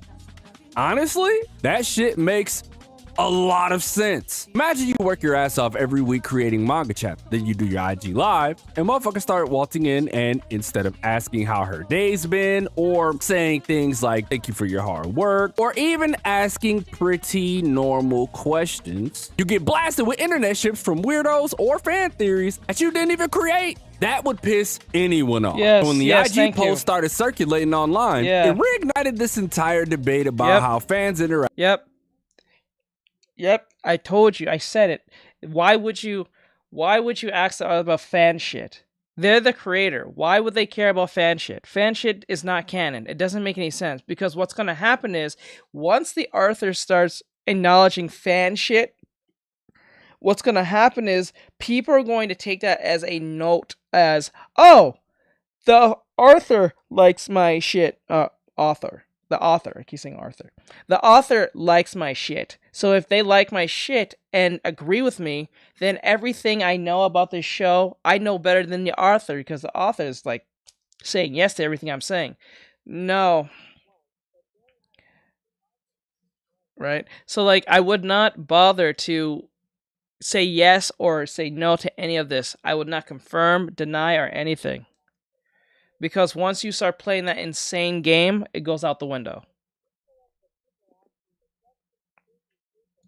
With creators. Some people saw it and was like, yeah, fans are crossing the line, while others thought she was being too sensitive, which is a wild fucking takeaway if you ask me. Now here's the thing. This situation is not unique to Gachiakuta at all. In fact, this happens all the time for any series that reaches a certain level of popularity. Hell, I'm a Final Fantasy VII fan. I know damn well that once shippers become a part of the community, your community is going to have a lot of bullshit in it, right? But that's a whole nother point. Final Fantasy VII is one of my favorite games of all time, and I'll definitely make a video about that on my gaming channel, which you can find down below. Anyway, back to the main topic at hand, right? I've seen this topic on Twitter quite often, where people feel like when their series was small, the community was much more tight-knit. It feels a lot more wholesome, and I agree. Usually at those levels, we more so focus on the series itself. Everyone is just happy that the series exists. But once the series grows, you suddenly have thousands of people with different opinions, different expectations, and different ideas of how things should be. You'll get the shippers, you'll get the activists, you get the people who are just normal and like the show for what it is and just goes along with whatever the author says, whatever the mangaka says, or a case may be, the creator, let's go creator, what the creator says. And there's people who kind of want their shit to be realized but won't, so they'll make a big shit out of nothing, staying out of nothing. Actually, quite frank, the irony in all this is that K-Ray made like a segment in one of her episodes showing that if you want to get into the art town, you can't come in here with bad intentions, right? I like that. I think it's usually those two things. It's usually those two things. And then what's annoying about this is people who are part of the LGBT, I'm pretty sure a majority of them are not fucking with this lady like that. It's just the small group of them. Like, if say there's 100 of them, only like 10 or 5% of them are actually fucking with this lady on a constant. I don't think it's all of them, because there are people who are a part of that group or part of that community and don't give a flying fuck about any of that shit. They just like the show for what it is, whether it's for the art or for the story or both. I'm pretty sure that exists. But then again, the small minority can really make a big impact to the most majority, because it only takes a few or one person to do something insane and then cause the whole thing to go off the window. Yes, I think it's a fetish as well. I think Jordan Lee Peterson said this. It's like, it's a fetish to a degree. It's a fetishizing like LGBT people, women, minorities. It's like, it's a form of fetish to a degree.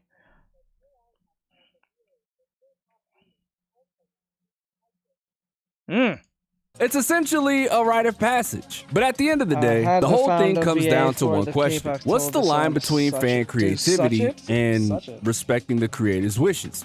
Fan art, video edits, and theories are part of what makes communities fun. But at the same time, though, the creator of the series also has a right to set boundaries for their own work. And if we take the history of the internet into consideration, they are not the best at handling that balance. But let's be real for a second. This whole thing will probably blow over pretty quickly, as does most things on the internet. People argue about it for a week, everyone gets tired, the posts don't hit anymore, they're not getting as many likes and retweets, and then the community goes back to doing whatever the fuck they were doing, right? Anyway, man, that does it for this video. If there was anything that I left out that y'all thought I should have covered, make sure y'all let me know down in the comment section below. Leave a like if you enjoyed, subscribe if you're new. Let me put a quick disclaimer out there. I don't do this shit often. So if you came to this channel expecting me to cover more manga and anime drama, get the fuck out. I just covered this because Gachi Akata is near and dear to my heart, and with me covering the series, it will make no sense if I didn't talk about it. Anyway, I'm gonna get out of here and edit this video. Y'all enjoy y'all morning, afternoon, and night, wherever y'all are. I'm Damo Senpai, and I'll catch you guys in the next video. All right, that was Domo Senpai.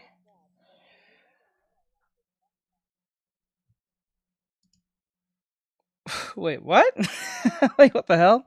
Okay, so that was Domo Senpai on the whole Gachakuda situation. I might actually put this instead of the Chibi one, because this was the more recent one compared to that one. I think we did a video like that before anyway, so I'll be just repeating myself anyway. So with that said, like, subscribe, share, comment, give a follow to Domo Senpai if possible, if you like his stuff or found him interesting, or vice versa to my channel. So with that said, I'll see you guys in the next one. All right, so what's next on the scale? I'm not gonna add that one yet. He has a mustache. Pretty much what the hey, Holly, what's going on? Let me see here.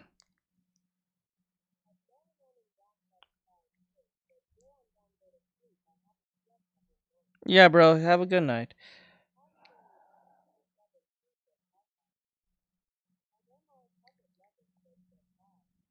Okay, so it says here. Alright. So this is from Hiro Hey. He's going to talk about what's been going on in the anime community. So the voice acting part, or localizing. So it says, she harassed the Japanese workers and lost everything. Have a good night, Melon. So we're going to jump into this and see what is going on in the localizing space. In Capcom SAG after a union situation that I reported on extensively on March 14th. Look at this. Ya boys even over here on Twitter.com trending. Wow. Game localizer Katrina L's Blue Sky account suspended after backlash. Oh, spoiler alert. That's part of today's update. Yeah, she got suspended on Blue Sky. Let's take a look at what the trending tab has to say here. On March 10th, Lena Dakis posted on X calling fans to email, comment, and call companies to demand union voice actors and improved translations. Obviously, they're not actually improved, but sure. And this was not actually on X either. She posted on Blue Sky, of course. Continuing, YouTuber Hirohe highlighted it on March 14th, sparking criticism from opponents of Western localization changes who accused her of promoting harassment against Japanese developers. Yeah, she quite literally was, by her own admission on Blue Sky. By March 16th, her Blue Sky account showed a suspension notice, with some users celebrating amid debates over fair labor versus faithful translations in gaming. Neither Blue Sky nor Lena Dakis has commented officially. Well, of course, Blue Sky is not going to comment on this. And Lena Dakis, she's long since locked her Twitter account. I think she locked it down like over a year ago. So if she's going to comment on this, maybe she's going to reactivate her Twitter or something. That hasn't happened yet, though. That's true. So far, radio silence. But of course, it's not like she can post on Blue Sky anymore either. Currently suspended and all that, which is probably devastating news. I'm not gonna lie to you. if you're getting banned on Blue Sky, you must be a horrific person. you have to be as bad as that of a kick streamer to get banned on Blue Sky. I'm not kidding. You have to be that horrible of a person. There's no way.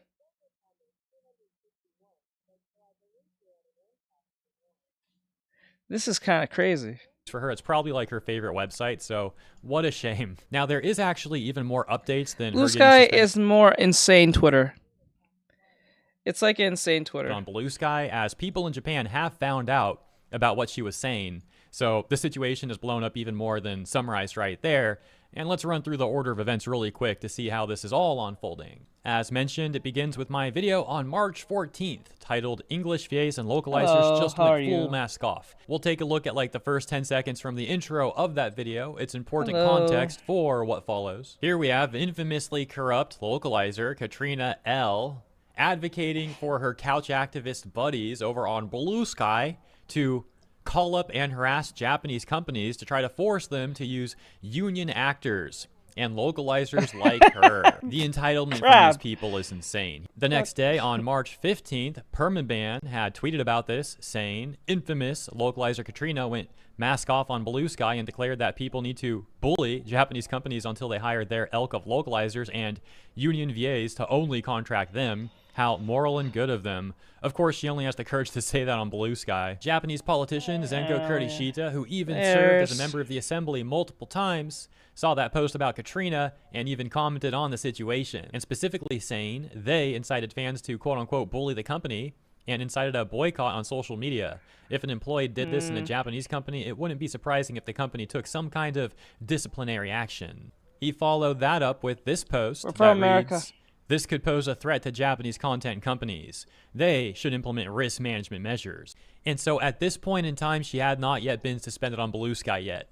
A few hours before she got suspended, I actually noticed that on her Blue Sky account, she was trying to run damage control, which takes us to my tweet about said damage control. As Katrina had posted this, once again, mere hours before she got suspended. Hello, friends. Yearly reminder, do not engage or reply to trolls or harassment. Ignore, block, and if it's particularly targeted or vile, report. And remember, they don't particularly care about translation, localization, or dubbing. They just want to quote-unquote own the libs. It's actually astonishing how bad her points are. Like, dude, she was literally the one advocating to harass Japanese employees. But now she's crying about harassment because people are criticizing her post that was actually advocating for harassment. And then she talks about like, oh, just block them and report them. The irony of that too, considering that she's the one that actually got suspended for her advocating to get people harassed. And then there's the second part of her damage control, trying to lie about people, saying they just want to own the libs. They don't really care about translation or localization. So yeah, that's obviously ridiculous. People are not just trying to own the libs when they're calling out corrupt localizers and how they butcher the source material. At this point, it's been going on for well over half a decade that localizers have been getting caught, like I just said, abusing the source material. So she wants to turn around and be like, oh, they just want to own the libs. As mentioned, that's a ridiculous lie. It is pathetic on her part to try and spin things that direction as she pushes that agenda on her Blue Sky account, desperately trying to run damage control because she got caught advocating to have people harass Japanese employees. By the way, really funny that the people who claim on social media to care about labor are in actuality trying to harass labor, you know, very hypocritical. But that's a recurring theme with these sort of people. They're hypocrites, they have no self-awareness, and they love to harass others. Then when they get criticized for what they do and the harassment that they bring onto others, they turn around and try to play victim. It's a tale as old as time. We've seen this happen over and over again, and it never ceases to be immensely pathetic. The last thing to say about this really quick is once again where Katrina said, quote, they just want to own the libs, unquote. That premise to begin with is an accidental self-report that EN localizers like Katrina are in fact shoving their political brain rot into the source material. That is the only way she would ever even correlate the criticism to her claim. Now, of course, we already knew all that, but it's funny seeing that she's accidentally going further mask off here without even realizing it. And so sure enough, a few hours after that post is made, and as you of course know because we've said it multiple times in the video now, she ended up getting suspended on a blue sky. Now, as this situation with Katrina went viral on Twitter the last few days, it's important to remember that this entire situation involves a lot more than Katrina, and I've seen a lot of like large accounts on Twitter talking about this, really tunnel visioning the Katrina stuff. And some of these large accounts don't seem to realize that this entire situation's actually even worse than just the Katrina portion, because going back to my March 14th video, English VAs and localizers just went full mask off, I showed you how Katrina's post was actually in response to VA Ben Diskin. Hello. Now, just for posterity, clearly the one in the middle, like me in the middle, that's from March 14th. Me on the side, this is real-time March 17th now, just so no one's confused. But like I was saying, Katrina's post was actually in response to news about VA Ben Diskin, who was upset with Capcom because Capcom would not sign a union agreement with SAG-AFTRA, and he seems to have stepped down as the VA for Mega Man because he was mad that Capcom wouldn't sign said union agreement with the notoriously corrupt union SAG-AFTRA. No one cares. No one cares. Like, you know, it's not like he's the ultimate Mega Man voice, right? No one gives a fuck. No one gives a flying fuck. If you don't, it's someone just, you know how dumb this is? People are just, yeah, I think so, but it has its issues. I have to probably stretch out some parts of the bike here. I have to change some stuff about it, but I'll make some changes as I go. I'm just kind of just concepting stuff. And so he went on to post about this, an entire thread he made on Blue Sky that I covered, and Katrina actually saw that post, and that's what spurred her to make her own giant thread on Blue Sky complaining about this stuff, and that ultimately concluded with the I'm a big NT warrior infamous post of her advocating for people to harass Japanese companies into trying to force them to sign union agreements with SAG-AFTRA. So while I completely understand that it's highly amusing seeing Katrina's involvement here and how everything, you know, backfired on her, how she found out so quickly, it is important to remember that there is a larger context here involving Ben Diskin, Capcom, and how it all circles once again back to the notorious union SAG-AFTRA and their union members over on Blue Sky, just like we saw during the Hoyoverse failed strike of 2025. Or I suppose it would be more accurate to call that the Union VA harassment campaign of 2025. In closing, it was a little bit tricky for me to make this video because there was a lot of context I had to provide while also trying not to be too redundant for people that already saw the March 14th video. So hopefully I found that balance, but to be quite frank, I kind of struggled finding that balance today. Hopefully it worked out though. If not, if anyone's confused or anything like that, my bad. I should have done better if so. But that's where we are. So let me know what you think about the latest. As always, thank you for tuning in. Have a lovely week, and I'll see you next time. Okay. All right, that's pretty cool. So like, share, follow, comment. We got to learn about the whole localizer issue through Hero Hey. Thank you for that. If you like his stuff, please give him a follow. More great stuff. I might put it on the reaction channel. We won't see. We will see. We'll see. So with that said, let's go into the next one. Thank you guys for watching. All great stuff. All right. Let's see.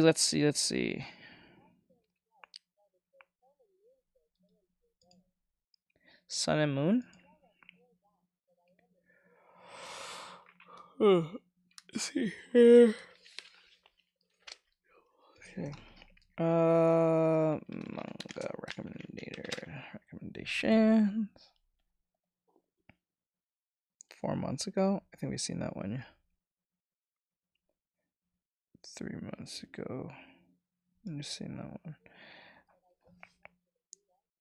I think I'm at the point where I have done so many of these recommendators that I can't. I ran out of them. I think I ran out of them, in my opinion. I think I ran out of them. Hello, hello. Bucky. Not that one. 1 month ago. Trying to find something worth watching. Trying to find something. Okay. So I'm not sure if this is it, but we will see. Yatogami and Pale Focus. The best fantasy manga recommendations you're not reading. Okay. So, wait, I am once again asking you to...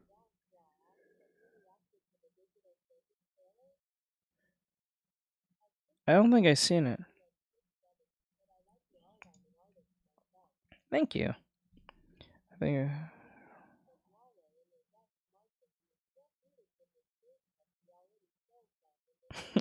This is Command Center. What is this?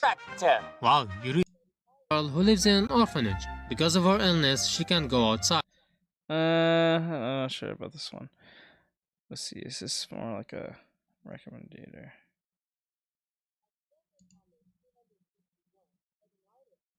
Spread across the land. This is a bit difficult though for the main character to grasp because she was orphaned from the war and raised to be a child soldier, taught how to fight and kill monsters so that she could one day... Oh, we've seen this video. I remember this video.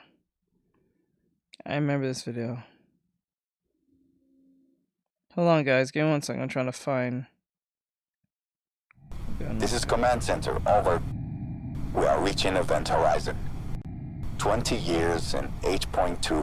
Can we just stop looking at that stupid hole and listen? And her answer is... off! An earth-shattering rejection. Sasuke does a bad flip.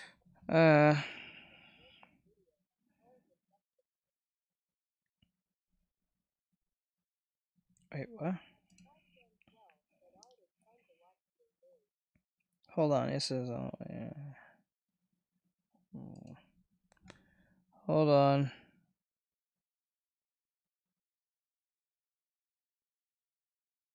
I think I actually ran out of all the manga recommendators. I think I did.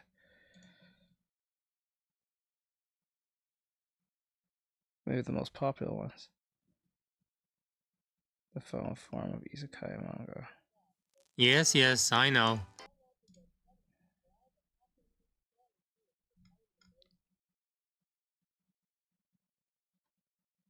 What the fuck?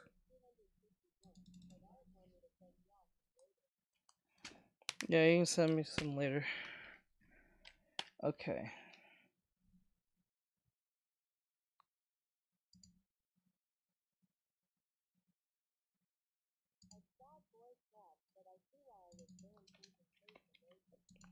You know why he was banned?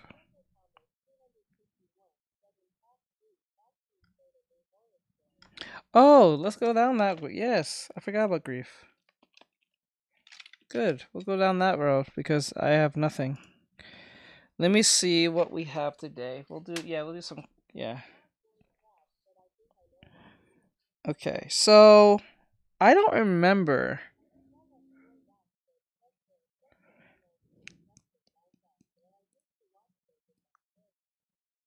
Blood, Gore, Adorable, Norman, The Vengeance of...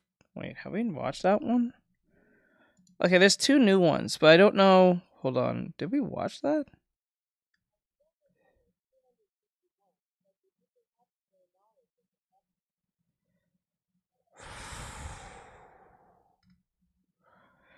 If we're gonna watch this, we have to go back to the beginning. So let me see. The cutest serial killer ever explained. Norman. Is that the whole thing? I guess so.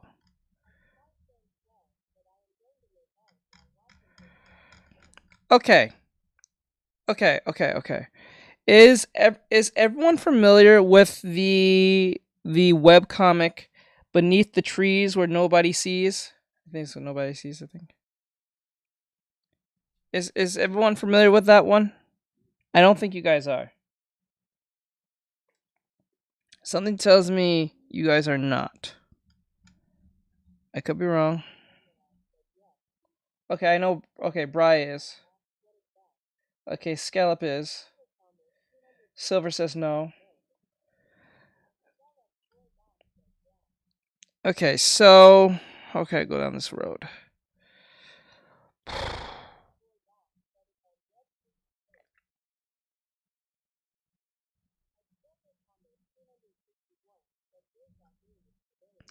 You know what this will do? We'll watch the first one, and then we'll watch the second one. I already know about the first one. I watched it before, but we'll watch the first one since give everyone context what this is about. Think of it as Dexter meets furries, like furries meets Dexter type shit. Let's go. Might as well watch it.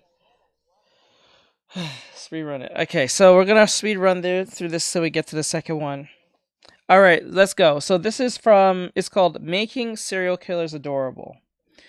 Beneath the trees where nobody sees. Explained by Grief.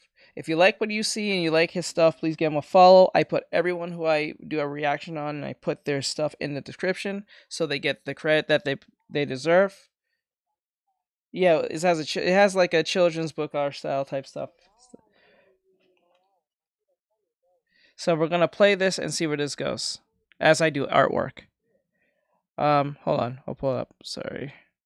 There we go. I hate when it doesn't like take in like that.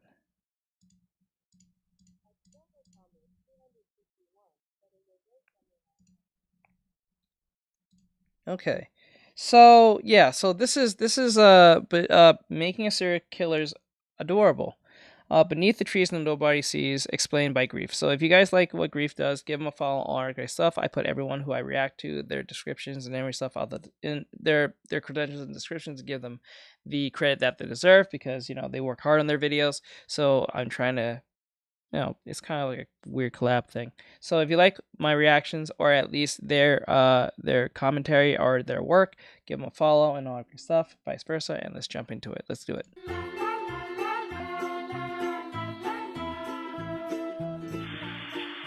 Imagine a cute and cuddly storybook town where everyone's friendly, the clouds are shining, and the trees are green. There's not a care in the world. Now imagine one of these storybook characters is a psychopathic bear who kidnaps, kills, and dissects people before burying them in the woods. This is Beneath the Trees Where Nobody Sees. Hello friends, this is Grief speaking. I wanted to do something a little different this week. I've spent a lot of time lately covering horror manga, but I've never really dived into disturbing American comics. Recently I was looking at comic books on Amazon and happened upon a comic called Beneath the Trees Where Nobody Sees. It immediately caught my eye. A cartoon-looking bear dragging a bloody bag into the woods. I mean, what the hell? So on a whim, I decided to read it, and holy crap, this thing is fantastic, disturbing, and grotesque. So let's dive into the mind of a serial killer bear. This is Beneath the Trees Where Nobody Sees, explained. So let's get into issue number 1. Welcome to Woodbrook. A bear named Samantha Strong tells us about this quaint little town she lives in. A special place where everyone knows each other's names, where the residents enjoy lemonade in the summer and spiced cider in the fall. As she walks through town, she's greeted fondly by the colorful townspeople, including the town sheriff, Patterson the dog. She passes by a newspaper stand and we see a sad... No, I'm not doing a fan art at all. Nope. Interaction with... You're only saying that because of the hat, probably. An old goat named Martin who clearly has memory issues. He tries to buy the morning paper even though he just did 5 minutes ago. Sam says that some may think Woodbrook is a boring place, but it suits her just fine. Inside her hardware store, Sam helps Birdie the turtle fill a hole in a piece of wood he plans on using for his float in the upcoming parade. It's clear that Sam likes things neat and tidy, something of a motto she tells her employee Charlie. Martin the goat from the newsstand comes in and keeps asking everyone if they've seen his glasses. eyes, which he happens to be wearing. Charlie's family drops by. They're a cute bunch of moles, all with thick glasses. Sam leaves her shop to Charlie while she heads to the city for some kind of appointment. It's really a picturesque little town with its cute and quirky residents. But as Sam drives towards the city, this storybook takes a dark turn. She tells us she only has 2 rules. 1, no playing in Woodbrook, only cities. If a person went missing in Woodbrook, it would be the talk of the town. But in the city, people go missing all the time. Her second rule, always keep it random. We see a duck walking down an empty side street when he stumbles upon Sam looking at her engine. The duck asks if she needs a hand, and she graciously accepts the help. He takes a peek and decides it's a pretty easy fix if she has some tools. Sam takes him around to the trunk to grab a socket wrench. He climbs in and looks at her tool bag when she suddenly wraps a chloroform rag around his beak until he blacks out. Next thing you know, she drives a nail into the back of the duck's head. Apparently, she's driven it through his foramen magnum, destroying the— Holy shit. I know I've seen this already, but Jesus Christ. Holy fuck. medulla and shutting his body down. She describes this as a dream that he'll never wake up from. She uses ropes and a crank to pull the body upside down, saying she doesn't want to mess, only to be in control. Just a small release and reset. Then she slits the duck's throat. The next page is gruesome. She cuts the duck's body up in perfect symmetrical chunks, including his head, which is now in half, exposing his brains. This is no fairy tale, folks. She does this in a clean and precise way. Even though she's in the woods, she's even laid down a tarp. She says that this centers her in a way that she can't explain, and it muffles the voice in her head. She then puts the— Holy shit. Bro, I've seen this already, but this is still horrific. This is horrific still. Even seeing this again, I already know what's gonna come next, but Jesus Christ. It's been a while since I've seen this, but like, god damn. Holy fuck. severed body parts into paint buckets and buries them in separate little holes. Like I said, the order and efficiency of all of this is spooky. As she picks up her gear, she hears someone come around the corner. It's a wild bear. Yeah, I guess this is like Disney rules where the humanoids are animals, but there's also real animals around as well. Anyway, the bear wanders away, and as she packs up her car, she notes that she's buried 43 people out here over the past 20 years. 43? Back at home, Sam seems completely relaxed, sitting in the tub with some cookies and a book, as if she didn't just cut a stranger up into pieces. That night, she has dinner with Lola the mouse, her only friend, and her son Nigel. We learn that Lola has some kind of disease that is slowly destroying her body, and that Nigel has taken time off college to take care of her. Apparently, Sam only reluctantly took over the hardware store for her parents, but says that Woodbrook's not so bad when you find your place in it. The next day is the big parade celebrating the 200th birthday of Woodbrook. Sam closes her shop down for the day to celebrate, and everyone is abuzz. Finally, the parade begins, and the floats come rolling by, including Birdie the turtle, whose float is a magnificent looking ship with a large sail. However, as the turtle waves to the crowd, the sail comes loose and falls into him. But that's not the real tragedy, it's what's hidden under the sail. We see Sam, Charlie, and his kids watching in the crowd. Suddenly, they erupt in tears and panic. Sam mentions there was a moment before anyone noticed, and then we all crossed into a dark and strange land. On the ship's mast hangs the body of Martin the goat, his chest pulled open, his arms split in half, and his feet nailed into the wood like a crucifix. It's a disturbing sight, especially in this art style. Fuck. Sam's inner monologue starts up saying, let's say you did have someone who didn't play by the rules, who just started murdering folks right here in Woodbrook. Wouldn't take long for an investigation to stumble upon the wrong killer. For instance, the town's favorite brown bear and what she's been up to all these years. Then we'd have a problem. A major fucking problem. And that's the end of issue 1, and what a hell of a way to start this comic off. So let's move into issue 2. One of the cool things between the issues is the local newspaper, the Woodbrook Wanderer, where we get to see the articles covering the atrocities. It's a cool detail. This issue begins with the town meeting at the church to discuss the incident. Sheriff Patterson states the obvious. Martin was murdered, and it's the first murder in Woodbrook in 40 years. With a killer on the loose, the police have decided to start a curfew at 9 p.m. A pig woman from the crowd stands up and accuses Birdie of being the killer, saying obviously it was him since the dead goat was tied to his float. Patterson tries to calm her down, but she just gets more belligerent and storms out of the meeting. The mayor lets out a heavy sigh and under her breath just says, "Cherry fucking gherkins." Sam decides that this town isn't big enough for 2 psychopaths, especially a reckless one, so she's gonna have to solve this before they catch the wrong one. The next day, Birdie the turtle is giving himself a pep talk to go outside and throw out the trash. He says, "Nobody's waiting to clobber me, right?" And it's clear this must have happened once, as he has a black eye. He gets to the garbage can and definitely has a Karen. Definitely a Karen. Sam pops up, scaring the shit out of him. He sinks into his shell, saying he swears he had nothing to do with the murder, but Sam assures him that she's not here to hurt him. She gives him a lollipop to calm him down and asks him about the night before the parade. Even though he already told the police everything, there was one small detail he forgot to mention. The night before the parade, he was rushing to finish up the decorations, and all that was left was the lavender. A cat, Melody Davis, had been helping him out, but she seemed to be allergic to lavender, sneezing up a storm. Feeling bad, Birdie sent Melody home. However, shortly after she left, Birdie heard someone sneeze, although no one responded when he called out, meaning either someone else was there who's allergic to lavender, or Melody hung around waiting for Birdie to leave. Either way, we've got a new suspect. Birdie wonders if Melody could really do something like that, and Sam replies that you never know what people are capable of. On the other hand, it doesn't take a brainiac to know that Cherry Gherkins was the one who gave him the black eye. On her way into town, Sheriff Patterson asks Sam what she was up to the day before the parade. She tells him she left for an appointment in the city, something she does every couple months to do business with some of the shops up there. The sheriff doesn't think much of it and moves on. Inside the shop, Charlie informs her that it's been quite busy with everyone buying up all kinds of locks and security equipment. In the middle of the conversation, they hear a loud honk outside. Cherry Gherkins just leaves her car in the road to get her morning latte in the coffee shop since there was no spots left to park, and the car behind her is pissed. This entitled pig just calls the guy an idiot and leaves her car anyway. Cherry fucking Gherkins. Sam decides to go across the street under the guise of getting Charlie a hot chocolate. Inside the coffee joint, Cherry is being a quintessential Karen, cutting the line and demanding she get her latte immediately. The buddy behind the counter just has that. How do you think like this? Like, how do you get to that point where you're just that much of an ass, you're just willing to do all that type of shit to strangers, not knowing whose day you're fucking up with? Like, just imagine, you go to the coffee shop and you become a belligerent asshat, and the person's already having a horrible day being a waiter or some type of cashier. There could be a time where they can just hit the fuck it button and just say, "I don't need this job," and start throwing hands with you on rip. Wouldn't it be best to talk to someone with some respect and just be nice to them as best as possible so you can get your latte? And not only that, being an asshole, they don't even have to put their hands on you. They just can give you the M&M special. And it's a latte, so you're not even going to notice it either. So, like, might as well just say, stop being an ass and stop being so mean. I don't understand this logic where people think being brewed to get their food is not going to get fucked with. Hey, oh my god, she keeps doing this. What is wrong with you, Anna? Why don't you ever say thing?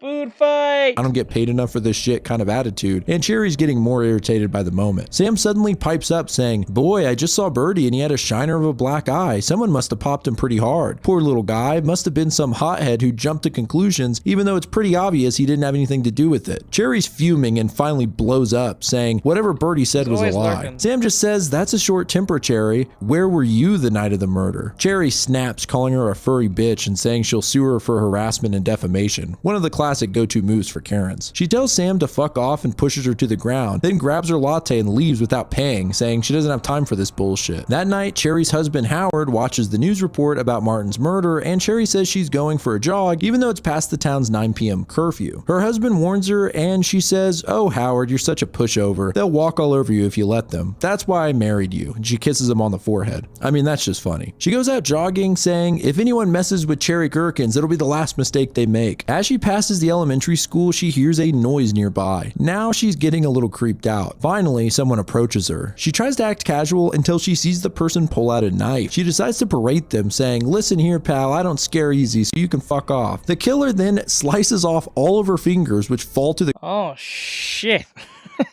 Damn, even re-seeing this is still horrendous. Oh, just cut her finger. Fuck! Not the fingers. Not the fingers. Ah, I forgot that she loses her fingers.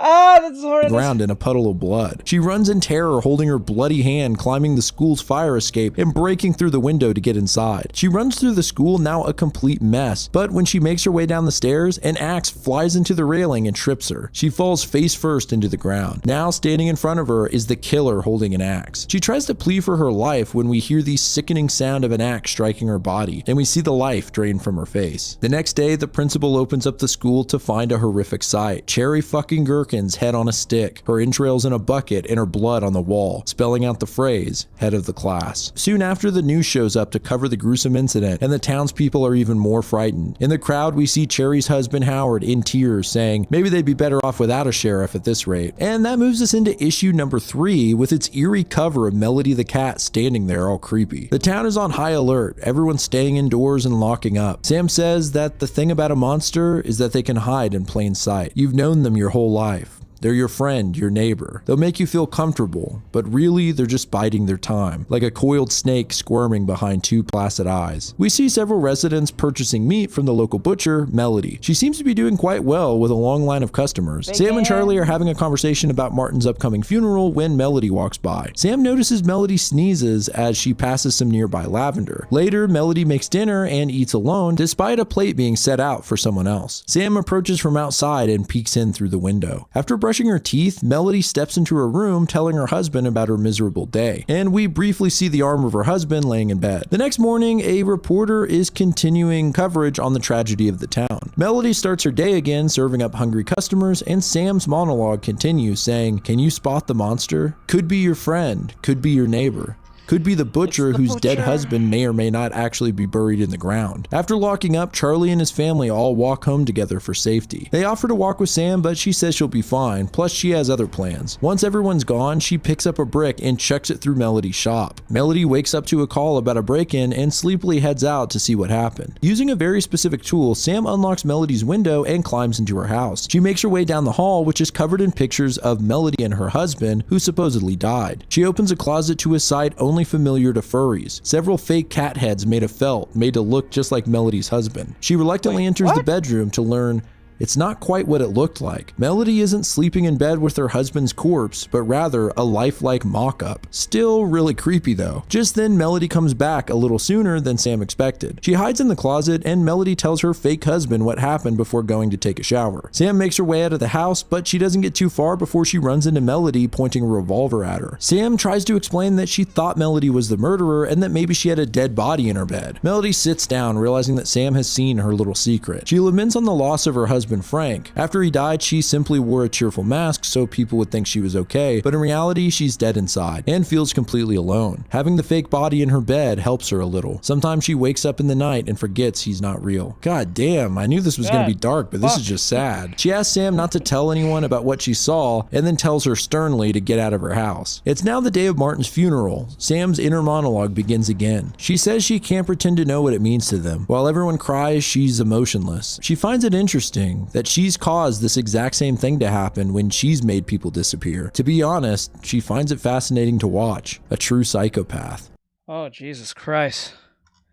I used to be a psych major, so that right there is chilling as fuck. Like she's not reflecting in the sense of like, I actually cause a lot of harm. I don't think this is a good thing.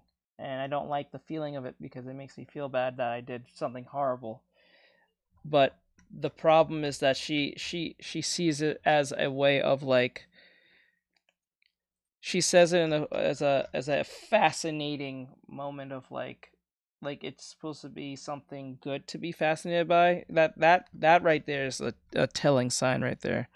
As a psych major, that really bothers me a lot. She knows that whoever did this must be in attendance today. They wouldn't miss it for the world. One of the women at the funeral says she's wearing a perfume she made with lavender, and as the priest begins with a prayer, someone in the crowd sneezes. As everyone bows their heads in prayer, Sam spots Nigel, her friend's son, wiping his runny nose and looking back at her. That moves us into issue number 4. Sam rides her bike through Woodbrook, which looks like a ghost town on account of everyone locking themselves in their houses. She drops in at Lola and Nigel's house with some cake cake, and they sit down to have some tea. Lola seems to be having an episode, and Nigel helps her upstairs to lie down for a moment. When he gets back downstairs, Sam confronts him, saying this is getting way out of hand. She tells him he needs to stop stirring up the town. Nigel says he just needed to get her attention was all. He explains how he always liked Sam, since she seemed different than everyone else in Woodbrook. Shortly after coming back from school, Nigel began to follow her. Everything seemed innocent enough until one day he followed her into the city and watched as she kidnapped a person, then into the woods where she slit the person's throat. He couldn't believe that he found someone like him. He says he just needed to prove himself, and so he took his first big step by killing Martin to show her what he could do, hoping that maybe they could work together. Sam tells him to I guess you're right. shut up and that they'll never be partners. She says he can do whatever he needs, but not in Woodbrook. This is a delicate little town and he's fucking it up. Nigel calls her a phony like all the rest and storms out. At home, Sam is pissed off that Nigel was spying on her this whole time. The next day at the shop, a customer almost walks out with a peculiar look. This would be a hit show on Amazon Prime or Netflix. I'll say Amazon Prime. And people watch the fuck out of this. I'm dead serious. People watch the fuck out of this. I can see this being on Amazon Prime. You know how much of a hit show this would be right now if this is on Amazon? On a streaming service right now? That'd be crazy. Holy fuck. Looking paint can. There's red smudged on the side and it looks old and muddy. So Sam gets him a new one. Charlie blames himself for giving the wrong can and Sam tells him don't worry about it and to take the rest of the day off. In the back, Sam investigates the paint can and finds it to be exactly what she feared. There's a severed hand in the paint. This is one of the cans she had buried in the forest. She leaves the shop and begins to lose it a little, imagining the parade going on again. She sees herself cutting the duck's throat in front of a crowd of people who all smile and laugh. Amongst the crowd are two wild bears that come up and begin to feast on her, ripping out her neck. She wakes up screaming, and it appears it was a nightmare, or at least some of it was. Outside her window, she sees the silhouette of a mouse. She rushes to the window, opening it up and yelling, "Come get me, you chicken shit coward," but no one's out there other than her neighbor. I tolerate Hasane Miku. It's not that I don't like or don't love. It's just kind of there. Chip, who runs the newspaper stand. It's a little awkward. She apologizes for yelling, and he says he understands since everyone's a little on edge with the murders going around. The next morning, Sam drives into town when she notices a commotion at her shop. Nigel pops up and takes a few pictures with his camera of her, saying he wanted a couple more photos of her before she leaves. Charlie got a call from someone who sounded a lot like Sam, saying she needed help at the store, and the poor guy never made it back home. In front of the store, we see Charlie's wife and children in tears. Nigel says he made a hell of a mess in there. How could Sam do that to poor Charlie? Even the police officers look horrified, one of them puking. Inside, Charlie's head is sat on a table with a saw blade stuck halfway through it. Nigel says he knows that Sam found the paint can he dug up and that there's a whole lot more in the store. Inside, the police begin opening the cans to find various body parts, and Nigel says, "You should have been nice to me, Sam." Sheriff Patterson alerts all the police to be on the lookout for Samantha Strong, the prime suspect for all the murders. Now she has no choice but to drive out of town. Issue number 5. This one has a gnarly cover. The duck that Sam cut up is just walking down the street like he isn't missing half of his brain. It's a cool and disturbing image. Anyway, Sam makes her way to the big city to try and blend in with the crowds and hide out. As she sits at a diner, she sees something really bizarre. I think it was just a normal question. If I like the character or not, I think it was a normal question. It's not like something I get usually insane questions. I get very insane, stupid, very unhinged, mentally ill questions based on what I'm drawing, what I'm listening to, or something. And usually it's something very mundane and normal, but people make things weird.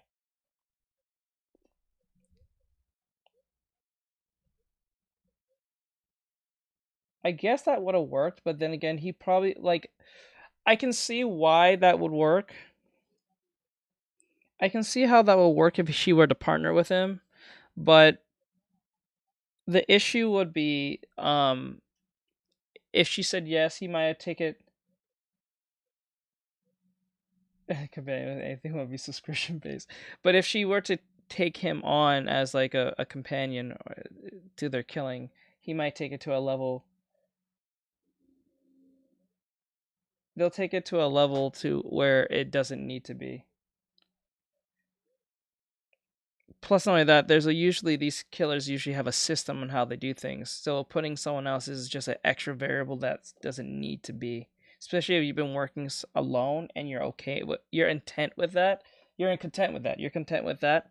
A a lot of people, because some, like, okay, you see how he was quick to kill the person in broad daylight to a degree? She would never do that, right?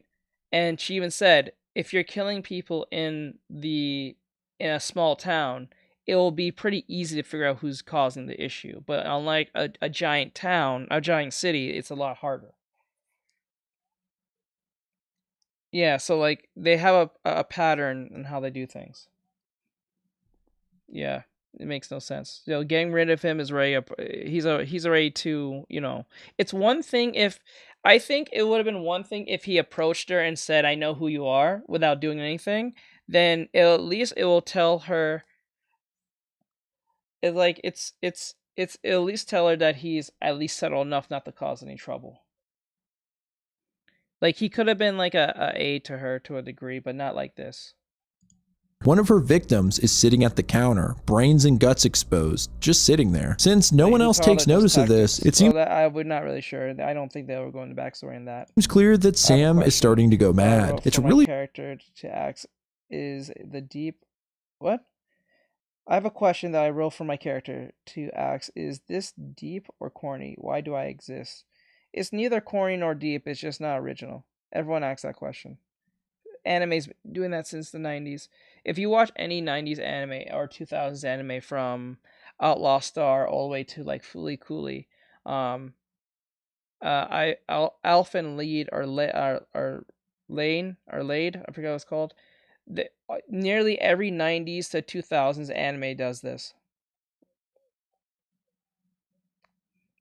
Why do I know I exist? Why do I know I exist?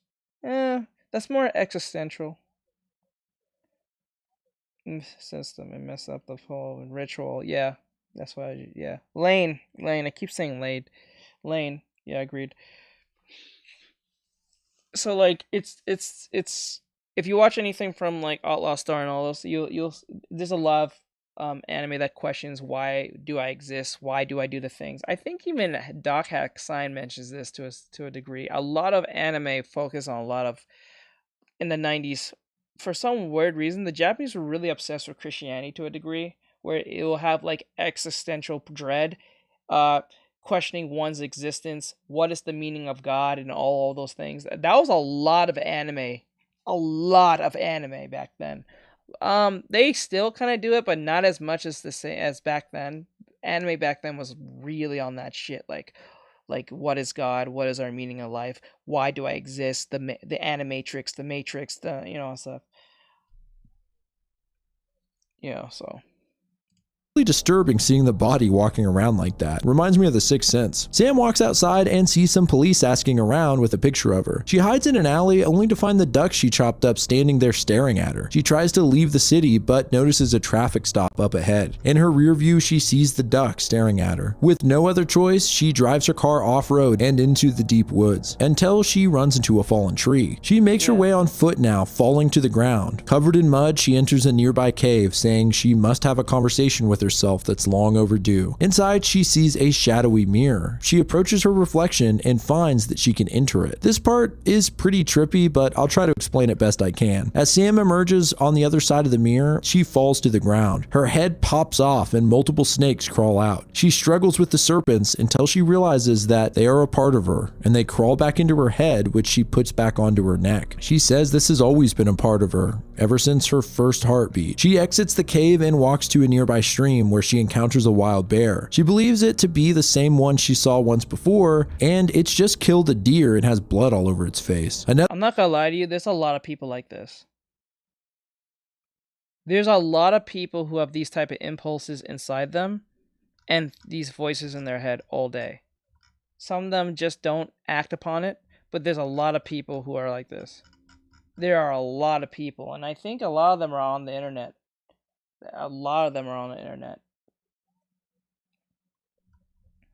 Yeah, this is insane. It's a mental reflection, yes, but like there are a lot of people like this. I think from a scale of 1 to 10, I would, this is what I believe. I think people who are like this from a scale of 1 to 10 population wise, if the highest is 10, I think it'll about 6. Don't feel attacked. It's just observation. It's just analyzation. But like, I think it's about a 6 now. So ever since the internet and then all the shit that's happened since the internet became more accessible for everyone from 2012. I'll say 2010. I think the internet really took off in 09, but like really took off in the sense that it's much easier to use. For 09 all the way to, I'll say 2017 or at least 2022, I believe the psychological patterns of most people who have gotten more violent, or at least have more violent impulses, have rocketed up by like 3 notches. So like if in 2009, if people was like this, it was like a good 3, but now because of like political discourse and political things and all that stuff, and then the transgender movement and LGBT, Me Too, all these different movements, BLM, all these different organizations, Me Too movement, all of them, I think has pushed that to a degree where that notch has went from a 3 up to probably a 6. I think it's went from a 3 to a 6. And because of what happened to Charlie Kirk, I think that even went up by 6.5. I think that's where we're getting to a point where we're going to walk down a path of no return, where if this is not nipped in a way that can't be quelled, it's going to get to from a 6 to a literally like a 8.5, and we don't want to get to that point. And then with World War III on the edge, that doesn't help. Yeah, but I'm talking about like just violence in general and like violent impulses.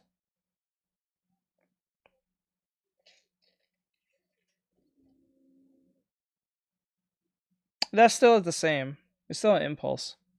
It still falls back on an impulse to a degree. Another bear comes out and the two begin to fight over the food. It's pretty damn brutal. They bite each other's snouts and the brown bear slashes open the other bear's stomach. I'm guessing this is a metaphor.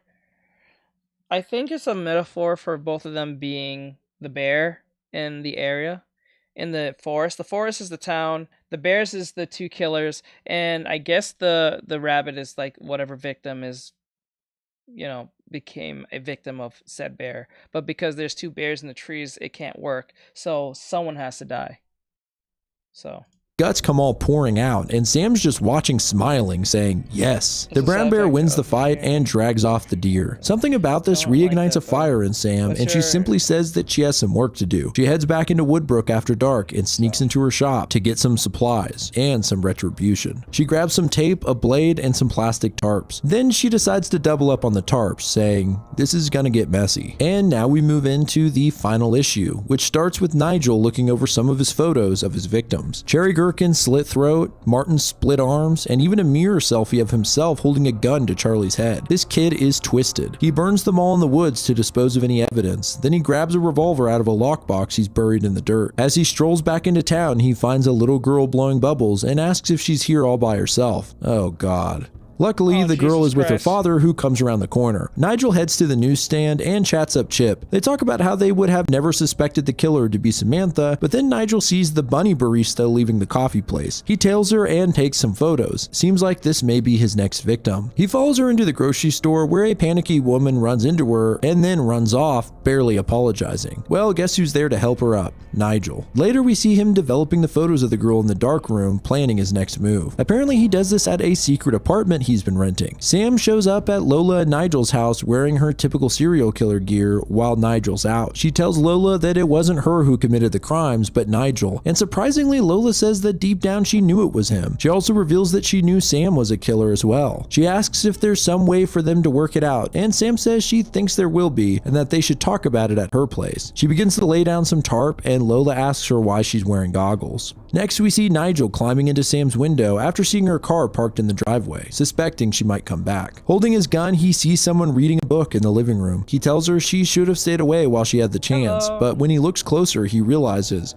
This isn't Sam. It's his own mother who's been stabbed to death and her arm is propped up with the book. From behind, Sam approaches Nigel, injecting something into his neck. He falls to the ground as his body goes limp. Sam says she's injected him with Kirare, which is blocking his neuromuscular transmission so he can't move, but he's still fully aware of what's happening. She says that as he can probably feel and smell by now, his bowels are releasing. It's embarrassing, but he doesn't need to worry about it much longer. Pretty soon, Sheriff Patterson will be here with his deputies, and she'll explain how she was hiding until she could prove her innocence, how Lola agreed to meet her here when they realized that Nigel was the killer. She reveals she knows about the secret dark room and lockbox. She'll tell the cops that he broke in and stabbed his mother to death for betraying him. She says she's disappointed. Only idiots who don't know what they're doing use guns. She'll tell the sheriff that they wrestled over it until the gun went off accidentally, blowing off Nigel's head. Yeah, it'll be a mess, but she'll clean up whatever's left of him and move on with her life. She says that although her and Nigel's mom go back 40 years, she was just someone Sam knew. She liked her well enough, but that's about it. She doesn't pretend to know what love is. Oh, holy shit. Damn. Damn. Oh god, hearing this again is crazy. Lola did though. She knew all about what Nigel was doing and still went on loving him. Sam places the gun in Nigel's hand and aims it at his head, saying, "How could you kill her, Nigel?" Tears stream down Nigel's face as Sam continues, "The only person in the whole world who loved you. How could you do that to her?" Oh well. She pulls the trigger and blood sprays on her face. Later we see the cops investigating the matter, and it seems this little town's nightmare is over. A news report tells the whole story about how Nigel was the killer and only framed Samantha for his terrible crimes. Over time, Woodbrook has begun to forget, and things have gone mostly back to normal. Little by little, it seems a new hope is in the air. We see Sam sweeping outside her shop when Melody comes walking by with a new man on her arm. Looks like she's finally moving on. Charlie's wife tells Sam she knew it couldn't have been her and gives her a casserole. In turn, Sam gives her Charlie's wedding ring, which fell on the floor of the shop when he was beheaded. Sheriff Patterson talks to Sam next, apologizing profusely for assuming she was the killer, and asks if she would consider endorsing him as sheriff for the upcoming election. She heads inside, and we hear her inner monologue once more, saying, "Woodbrook is a special place. It's my home, and it's good to be back. Now I think it's time for this bear to take it easy. Maybe hibernate for a bit while things calm down." And that's Beneath the Trees Where Nobody Sees. It's always nice when you pick up something on a whim and end up really enjoying it. I initially thought this was going to be all novelty, relying on the gimmick of the storybook art style, but instead I got a deep and gripping crime thriller. I think the best part is that I really liked Sam. The fact that she is a murdering psychopath, but you still root for her as the hero is genius. Like I said, initially I thought the art style here was maybe a gimmick, but it's clear that that was a bad assumption on my part, because the art here is amazing. It's crazy how it can look so cartoonish and so realistic at the same time. It's a great blend of the two. Anyway, I hope you guys enjoyed this one. Let me know if there's any other media you'd like me to cover. I'll probably do a couple shorter videos like this while I prep for my next big project. It seems like you guys have been missing the iceberg style videos I've done, and so I have a few I'm thinking of doing, including a disturbing comic book iceberg. So if you like this, let me know, because the iceberg would be a lot more stuff in the same vein. Okay, so this is from Griff. This will be a video on its own because I don't want to combine two of them. It could be too damn long. So like, share, follow, and comment. I hope you guys enjoyed this. I hope you guys enjoyed the little Beneath the Trees Where Nobody Sees. We're gonna do chapter 2, or at least the second version of this in a second. So give a like, share, follow, and comment. I already seen this part. I already seen this story before. So I didn't really get to put a lot of emphasis and stuff in this video. I'm pretty sure when I edit this, it's not going to be a lot of memes or a lot of funny stuff. It's going to be pretty straightforward. I'm going to try to edit this as best as possible to be as entertaining as possible. But I doubt I'm going to have anything crazy here. So with that said, like, subscribe, share, follow, and comment. Give Griff a follow. I'll put his stuff in the descriptions like I always do. And I'll see you guys in the next one. Laters. Alright guys, let's get to the second one. Meat what? Have you seen that meat plant horror stuff? Meat plant? What do you mean? What are you talking about? I don't know that one. Okay. But okay, let's get into it. This is the second chapter, or the second sequel. This is a sequel chapter. I don't know what you want to call it. I don't know what web tools call it, or what they call it. But this is brand new, so he did this 8 days ago from Griff. It says Oh, wait, hold on. I'm on the wrong one. It says here the adorable killer is back beneath the trees where nobody sees. Rite of Spring, explained by Griff. So give him a follow or stuff. You know how this works. Let's see how this goes.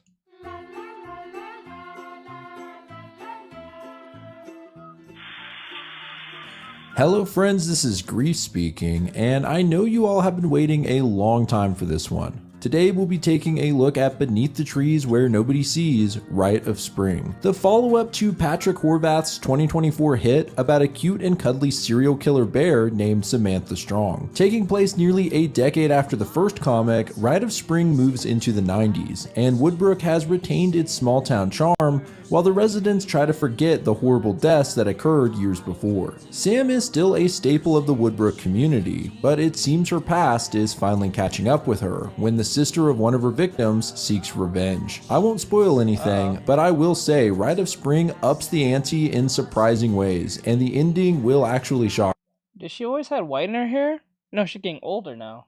you. On a more meta note, this comic is kind of important to me because my first video covering the series played a big part in launching my channel and also introducing me to a whole new world of horror comics. I found not just some of my favorite new comics, but some of my favorite stories in any media form. It all started with Beneath the Trees, and since then I've even gotten big authors reaching out to me, which is really cool. On that subject, I want to give a special thanks to the original Canadian publisher of Dwellings, a comic I covered last month that I know was a big hit with you guys. They reached out and offered 10% off everything at the Black Eye Bookshop, including the floppy editions of Dwellings, the trade paperback, original art book, and more. I actually nabbed myself an original Dwellings pencils page, which is insanely cool. So if you're interested, use promo code GRIEF when checking out at the website, which I'll link below. I just want to say this is not a paid sponsor. I just really want to support comics that I like. Speaking of which, we've waited long enough. This is Beneath the Trees Where Nobody Sees, Rite of Spring, explained.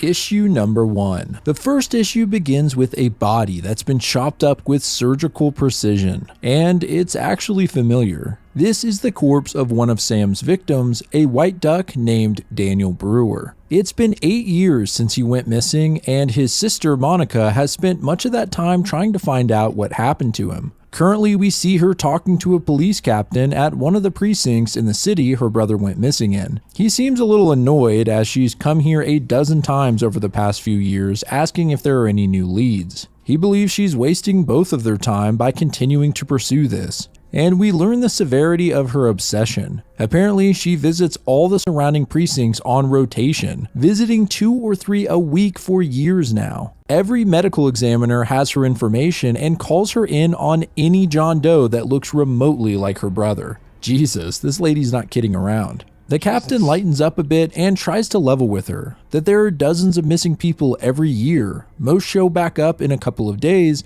but some people just get swallowed by the city. Well, unlike the police, Monica has not given up and storms out of the station. She lights up a smoke on her way out, giving 0 fucks, and curses the grind she's been on all these years, as well as whoever took her brother and brought her to this city. After Daniel stopped answering her calls, Monica came to the city to find out what happened and has now spent 8 years of her life here. When she realized she'd be here for a while, she decided to get a part-time job at a copy shop to cover her cost of living, and now she's the manager. But the upside is she can make as many free copies as she wants, which she uses to make missing persons flyers for her brother. When she's not working or visiting police precincts, she spends her time on the dark corners of the internet, researching any and all murders in the area. The World Wide Web is pretty new actually, and there's not much restriction. She mostly looks through a forum. Okay, this is the 90s, guys.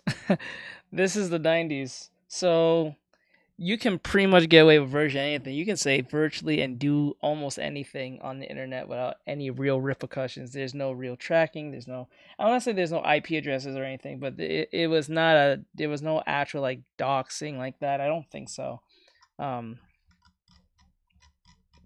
It's just like, it's just different. Like, Jesus Christ. On unsolved cold cases, in the hopes that one might be her brother. This means looking at dozens of fucked up photos online of all manner of deaths. She makes a post on the message board about her brother, hoping someone else out there may have seen something. The next morning, Monica wakes up to a classic 90s radio morning show, and as she makes some coffee, she gets a call from a coworker named George. She doesn't pick up, and he leaves a message about everyone going out for karaoke after work. Monica's clearly not interested in any kind of social life and shrugs it off before leaving. While having a smoke break at work, George, who is a cuddly dog, joins her out back and once again mentions the karaoke. He says she probably has big plans, but he wanted to extend the invitation anyway. She just coldly tells him she doesn't have any plans, she just doesn't want to go, and heads back inside. Pretty harsh. Later, at a diner, she reflects on her current social situation. Whenever your family member needed the phone, oh my god, and then they kick you off the fucking, oh my god. And reminds herself that if you start making friends and plans, soon you lose sight of the whole reason you moved here. She uses the diner phone to call her own answering machine and finds that she does have a missed call from the Parkway Division medical examiner. He has a John Doe that may match the description of her brother Daniel. Her eyes go wide and she bolts out of the diner, running through the rain to get to the morgue, reminding herself not to get too hopeful. The examiner says that if it's uncomfortable, she doesn't have to do this in person. She can look at photos or medical records instead. But Monica's definitely not sensitive at this point. Get ready, guys, because this is new to me. This is like horrific. This is low key insane. Watch this. I have not seen this, but then again, we're about to see something gruesome.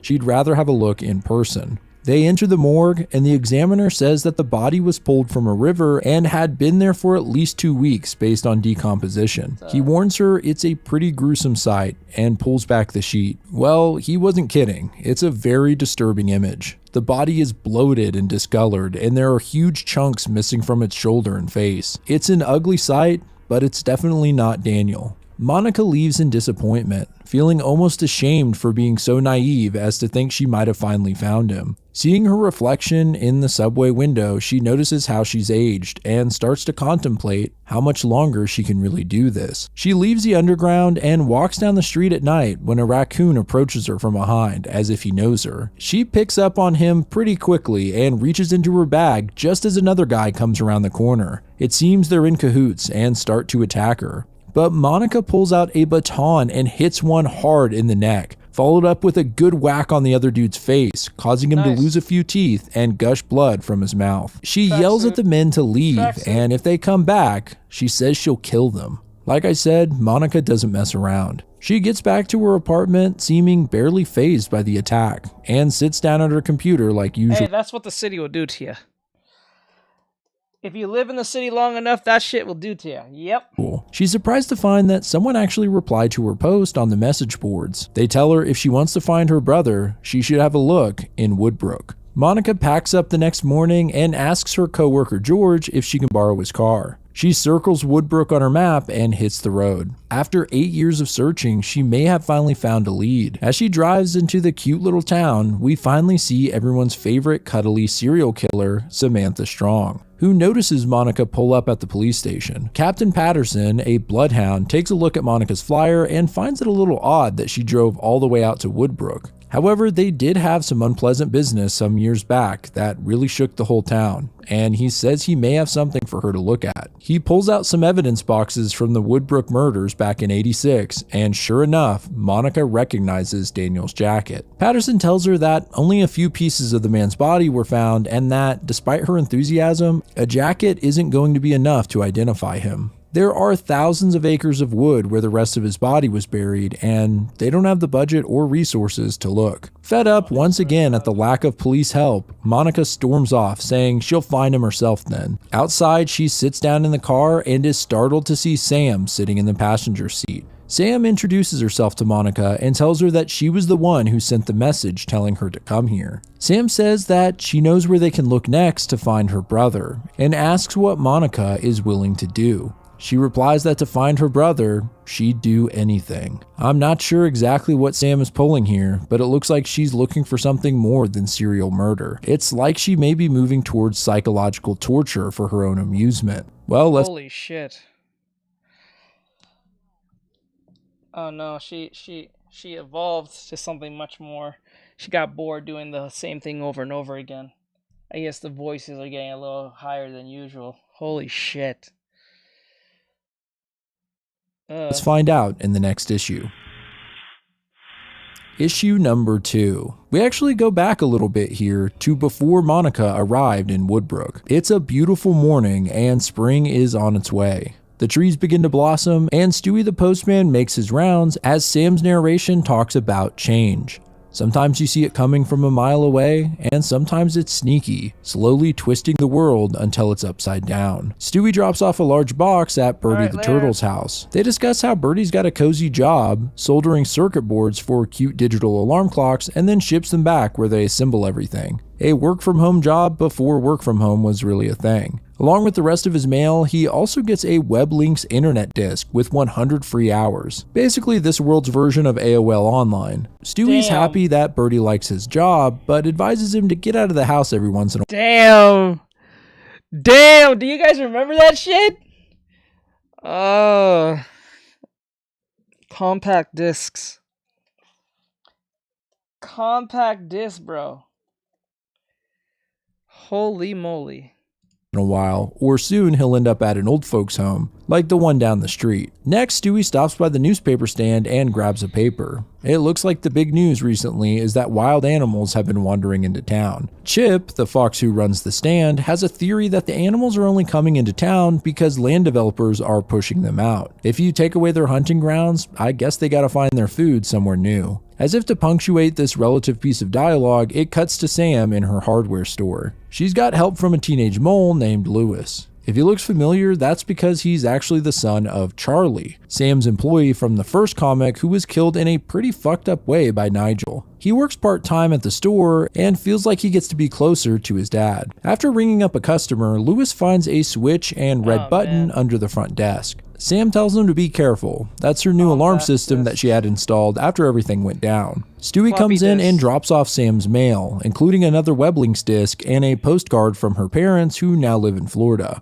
She closes up shop for Easter weekend and loads up her truck. Over the years, she's gone on less and less trips, and it's become easier at this point to just take them during the holidays. She never goes to the same city twice, which means farther trips and overnight camping. It feels easier than ever to slip up, and she has to be extra careful. Mostly thanks to Nigel and all the shit that he stirred. He changed this town in more ways than one. Some are less noticeable than others. As Sam leaves town, she passes by the car of Wendy the Mole, Lewis's sister, who's coming back to visit from college. She returns home to greet Lewis, and it looks like the death of their father has affected their mother, Pauline, pretty badly. It seems Pauline has a hard time getting out of bed and has been calling into work frequently. This is due to her chronic pill addiction. Kinda sad. The siblings go out for a drive and discuss the situation, not sure what to do about their mom and her bad habit. Lewis tells Wendy to hide her cigarette as they pass by Birdie the Turtle, who gives them a wave. This passes the perspective to the turtle, who's walking his dog on the corner by the nursing home. He tells the dog to go ahead and do his business because he really doesn't want to talk to anyone here. As if manifesting his fear, an elderly bird lady named Agatha calls out from a balcony, attempting to strike up a conversation. Birdie reluctantly engages in small talk while he cleans up his dog's crap, and she tells him he can throw away the dog waste in the dumpster out back. That's where everyone else does. He awkwardly waves and turns the corner, only to find a bear digging in the dumpster. And I don't mean a humanoid bear, I mean like a big scary bear. Birdie's dog goes nuts barking, and he runs off, yelling for the old woman to get inside and lock her door. He makes it home himself and lets out a sigh of relief that the animal didn't chase him. He tells the dog that maybe they shouldn't go back out for a while, and that he prefers to keep the outside world limited to what he can get through his computer. He uses his WebLinks disc to access the web, and for fun searches up Woodbrook. Soon he finds some forums discussing the disturbing murders from years back. Not only that, but all kinds of tragedy just like it around the world, making him feel like it must not be safe anywhere anymore. That's virtually everyone now. They see something on Twitter, the world's going to shit. But if they didn't have Twitter, they would think the world is just fine. That's a weird perception for you. From here, we check back in with Sam, who's neither true nor it's neither true nor not true. It's your perception of it. seems to have driven all the way to Seattle to find her next victim. To lower the chances of being noticed on the street, she stops in a parking garage. A guy parks his car and walks through the garage when he sees Sam. Her right arm's in a sling and she's trying to lift a heavy box into her truck. He offers to help, and like so many times before, Sam knocks him out with chloroform. They'll find another way. Yeah, they usually do. With the body secured, she drives out to the deep woods where she does most of her killings. Of course, with the new land developments popping up everywhere, it's been hard to find a quiet place. She eventually finds a secluded spot and goes to work, still using the same method that she did before, cutting the victim's neck and letting the blood drain onto a hot plate to burn up. Then Yeah, Sam's a girl.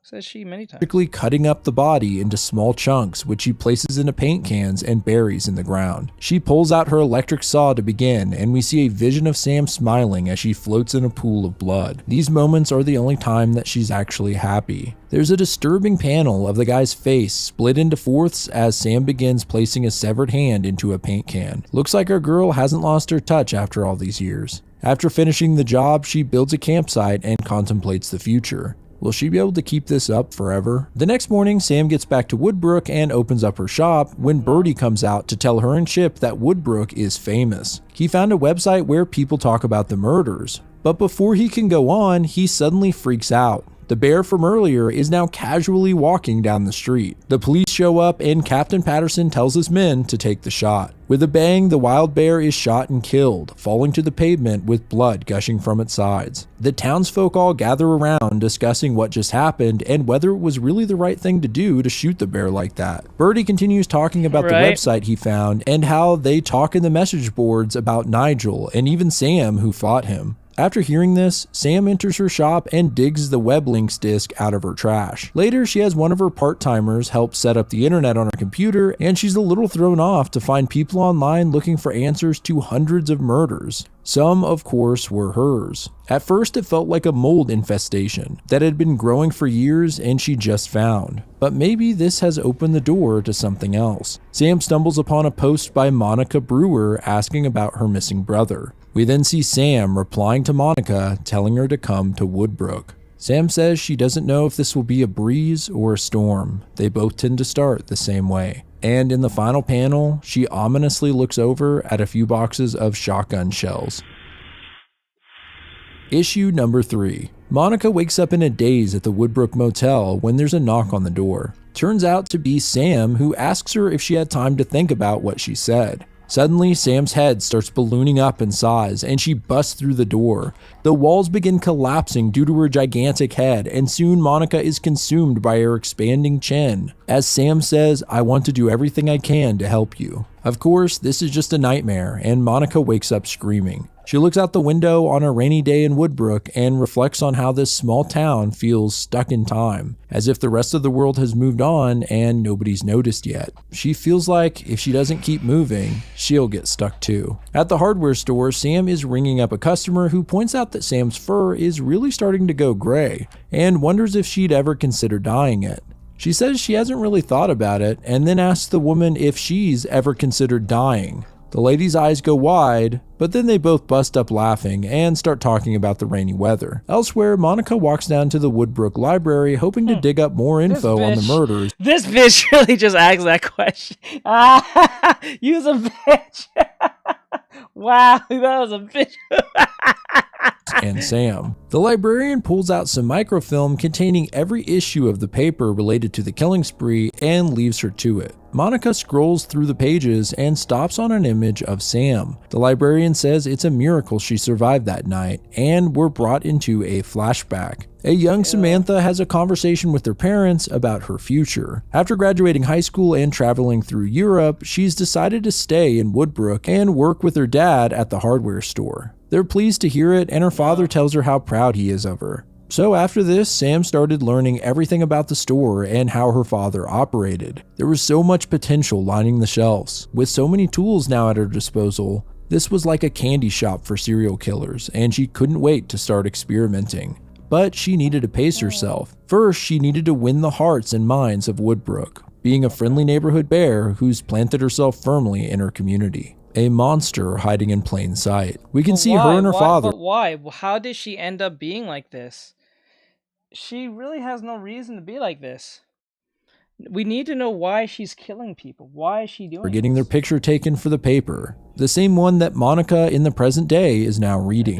Monica notices a young woman nearby who's been watching her out of curiosity. She asks the woman what she knows about Samantha Strong, and the lady says she doesn't really know much, but if Monica really wants to find out about Sam, she should get in touch with Louis Burrow. Speaking of Louis, we see him walking into the local record store and browsing. The lion behind the counter here really reminds me of Leo from that 70s show. Anyway, as he thumbs through the vinyls, Monica walks in and she's surprised to find he already knows who she is. It's a small town and word gets around fast. They get along pretty well actually, talking about bands they like and decide to have a smoke. Though Louis is afraid someone will rat him out to his mom and suggests they duck into an alley. Samantha sees them as she gets her morning coffee, and this takes her back to one of her first kills. A much younger Sam leads a red panda down an alley toward her car, offering to give him a lift, but then she pulls a plastic bag over his head. In the beginning, she would coat the inside of a bag with chloroform. She also used to seek her victims out, leading them back to her car, but eventually realized it was easier to just let them come to her. In an unsettling two-pager, we see Sam cutting the panda's throat as he hangs upside down, though she doesn't have her burner yet, just a bucket of blood. Her tactics in general were more crude, using a hacksaw and shovel to dismember them. The severed head of a white dog lay on a tarp wearing blue earrings, and later, Sam is examining them as a sort of trophy when her mom scares her from behind. Her mother just assumes Sam might be thinking about getting her ears pierced, but Sam realized that her parents were just a nuisance in her pursuit of happiness. She got to the point of knowing the store front and back and can fully operate it herself. She asked her father when he'll retire, and he figures it'll be another 20 years, to her disappointment. Back in the present, Louis talks about how Sam has always been there for his family and that she's a special person. Speak of the devil, Sam walks out the alley door of the store and requests Louis's help inside, telling him he'll do just fine by himself for a bit while she has a talk with Monica. Sam asks her if she has thought about her proposal and understands if she doesn't trust her yet. She also tells Monica that Louis has enough problems without adding smoking to the list. We then get another flashback to young Samantha, who has cooked dinner for her parents as a thank you before they leave in the morning. It seems they finally decided it was okay to retire and head off to Florida. Sam's father goes into classic dad talk about the route he's going to take and how they'll already be on the road while everyone else is still eating breakfast. However, he suddenly starts choking and collapses to the floor, shaking. Sam's mother screams and assumes he's having a heart attack, while Sam just sits completely still and emotionless. Then her mother's mouth starts foaming as she too grabs her neck. Sam says it's no heart attack, it's cyanide. This cold bitch just killed her parents with no remorse, a true psychopath. She drags their bodies to the basement and goes to work, chopping them up as if all of her victims up till now had only been practice for this moment. She disposes of their body parts in paint cans and hides them under the house. Then, putting their belongings in the car, she pushes it into a lake. I guess Sam's parents aren't in Florida after all. They're in hell. Just kidding, but they are dead. And Sam's only been pretending they're alive to keep up appearances with the townsfolk. In the present, Sam continues her discussion with Monica as they walk. She leads the way, and eventually they stop across from a yellow house. This was Lola and Nigel's house. We get some backstory about how Lola got pregnant with Nigel and was abandoned by the father. So she moved in with her parents until they both died, and eventually it was just the two of them living there. Of course, Lola and Nigel have been dead for a few years now, and a young couple with a baby have moved in. They probably don't even know what happened here. Sam suggests that Nigel might still have some secrets hidden in his room, but Monica will have to lie to gain the couple's trust and somehow get inside to find his stash. It won't be easy, but if she really wants to find her brother, she's gonna have to try. Issue number 4. We see a koala woman doing chores and her baby watching a kid's show when there's a knock on the door that... You gotta assume to a degree that, well, I'm pretty sure she's already under this impression to find her brother. They actually expect him, he's being alive after that long, he's dead. Turns out to be Monica. I think, honestly, when someone's gone for more than a month, they're dead. A safety vest and says she's from the Woodbrook County Office of Tax and Finance and needs to assess the home. The woman is a little caught off guard, but kindly lets her in to have a look around, and out comes her husband, another koala. He doesn't mind letting her look around, but hopes this doesn't mean they'll have a tax increase. Monica assures them that won't be the case, and they're more than welcoming, even leaving her alone to do her fake job. She has a moment of doubt, asking herself what the hell she's doing here. Sam watches her from outside with binoculars, clearly getting a sick enjoyment from the events she set in motion. She finds it thrilling, getting close to Monica, someone who's been obsessed with her work for so long. As Sam pours herself some coffee Nathaniel, have a great night, my dude. From her thermos, it echoes back to the image of Monica's brother bleeding out. Meanwhile, Birdie the turtle is having a chat with someone online and finds it so exciting to be talking to someone from across the world. We also learn here that he's 72. Unfortunately, his web trial ends and he's pretty bummed. Then he gets an idea. He bets the nursing home will have a bunch of WebLinks discs laying around that they aren't using. Him and his dog head over, but when he enters the front office, it's empty. He looks over and sees a disc thrown in the trash, but before he leaves, he hears someone crying for help. Birdie looks into the room and sees the bird woman from earlier, as well as an old gopher that's fallen and can't get up. The turtle nabs a wheelchair from the hall and helps the old feller into it. At the same time, an actual nurse finally comes down the hall asking if everyone's okay, and Agatha chews him out before striking up a conversation with Birdie. When she learns that he's 72, she comments on how lucky turtles are. He looks about 35. She goes on to say that when you're young, you live your whole life day to day and never stop to think about how good you've got it. This brings us back to the young couple's house, where Monica tells the wife she's gonna head upstairs and have a look around. She enters Nigel's old room, which is now the nursery. Outside, Sam waits for Monica, passing the time by doing a crossword and solving the word marionette, which is a little on the nose here. A robin lands on her side mirror and she plays. I don't think Life Alert exists in the 90s. I think that only exists like in the mid 2000s, mid to late 2000s at least. Life Alert. Asks where Mr. Robin is, ominously saying maybe something horrible happened to him. Okay. Meanwhile, Lewis is running late for school on account of his mother oversleeping. Worse than that, she nearly kills them, accidentally running a red light. But ultimately, Lewis makes it to school without any fatalities. We get some snapshots of Lewis's school day where he doesn't seem to have any friends and looks rather depressed. On a phone call with his sister, he tells her how much he misses how mom used to be, and they talk about how much they miss their dad. Pretty sad, man. We see Pauline on her lunch break at work, and one of her coworkers confronts her. She says she found some pills in Pauline's jacket pocket and that her brother had a bad addiction to them. If she ever needs help, she'd be happy to point her in the right direction. Pauline plays it off, saying it's just some anxiety medication and she hasn't been on it very long. But when she pulls the bottle out from her jacket, she can't help but start to cry. We check back in with Monica, who's searching the nursery for any hiding spot Nigel might have hidden something. Finally, she notices a loose floorboard and pulls it back to find a red tin box. You may recognize this from the first series as Nigel's murder memento box. Just as Monica grabs it, the mother and her baby enter the room, and the lady is reasonably scared, thinking that Monica is planting something in her child's room. Monica tries to explain herself, but the woman calls for her husband in a complete panic. Monica just rushes past her and starts walking down the stairs when she's confronted by the husband, who stops her, asking what she has in her hands. There's a struggle over the box for a moment, but Monica yanks it from the man, sending him tumbling backwards down the stairs. With sickening noises, the man smashes his jaw, breaks his wrist, and splats at the bottom of the stairs in his own blood. Monica just runs away, leaving bloody footprints in her wake, and makes it back to Sam's car on the trail nearby. Talk about escalating quickly, my god. They drive off and Monica catches her breath, saying she thinks she may have hurt that guy back there. But yeah, you think? She opens the box and finds several of Nigel's items, including a map where he seems to have circled the locations of his murders. Well, actually, they're Oh, so I see what she's doing. She's giving the person false hope, when the whole time all these things is just trying to give her closure by also killing her. That's what this is. Okay. She's sick. This is a sick thing to do to people. Sam's murders, but Monica doesn't know that. She calls Sam a genius and finds a spot marked with the date that her brother disappeared. They stop back at the motel so Monica can grab some things before they go investigate. She does not find this weird that this person just knows this out of nowhere. This is a person she just found on the internet. She doesn't find this absolutely weird, especially this is in the 90s. This is not in the 2000s, 2010s, or even 2020s. This is in the 90s, where this is not a common thing to be happening like that. Jesus Christ. She doesn't find that weird? She read that Nigel buried his victims in paint cans and thought buying a metal detector could help. While she grabs it, Sam looks at the map in the car and notices something. Nigel had written Samantha's buried treasure on the back. She's lucky Monica didn't see this and takes a pen to scribble it out.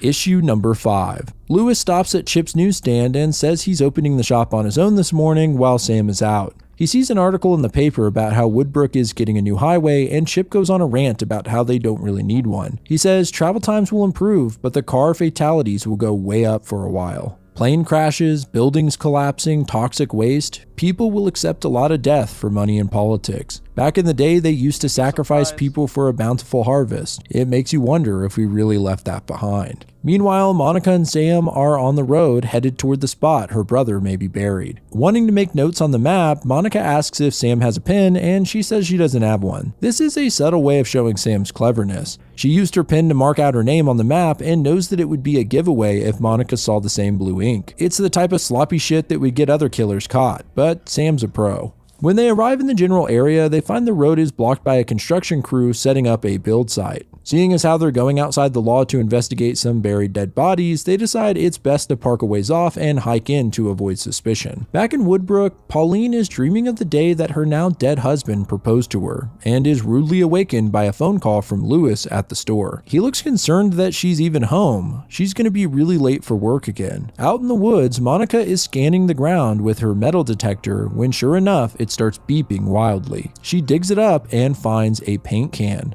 Both hopeful and terrified at what she might see, she opens the can up to look inside. It seems she found part of Daniel's head. With tears streaming down her face, she simply says, "There you are, Danny." And behind her, with a big smile, is Sam.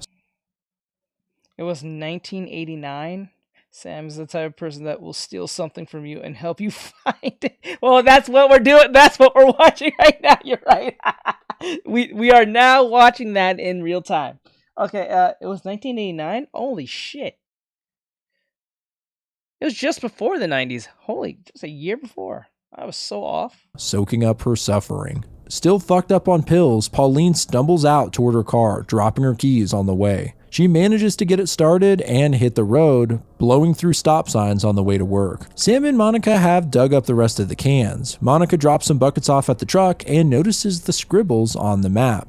Using the old pencil trick, Monica scribbles over the ink where she can make out the original writing. Sam's buried treasure. Her eyes widen as she realizes what this means. At the same time, a construction worker wanders into the area where Sam is digging and says he's pretty sure this is private property. She asks him to keep this between them, but he says he'll have to report it and wonders why they're burying paint cans. The guy is interrupted when he hears the sound of his own truck driving away behind him. Monica has decided to take it, and before she drives off, she holds up the map and screams at Sam, telling her, "It's all over, you psycho bitch." She assumes Sam worked with Nigel to commit the crimes, including killing her brother. Surprisingly, Sam smiles, saying it's like watching a flower blossom. Her being found out by Monica doesn't seem to bother her at all. Sam then swings a paint.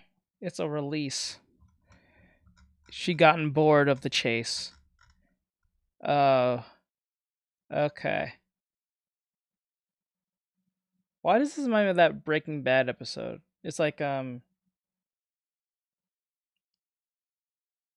it's when Walt was like, kind of intoxicated. Or I think he was under drugs because he had a fucking, he didn't have a meltdown, but he had to do a distraction so people wouldn't find out he was selling meth. And he had to go to the hospital. And his wife found out he had 2 phones or some shit. And then she came to the conclusion that he wanted to be found out. And in a weird way, he kind of did because holding this secret was so long. And then that's when she wanted to be part of the whole operation.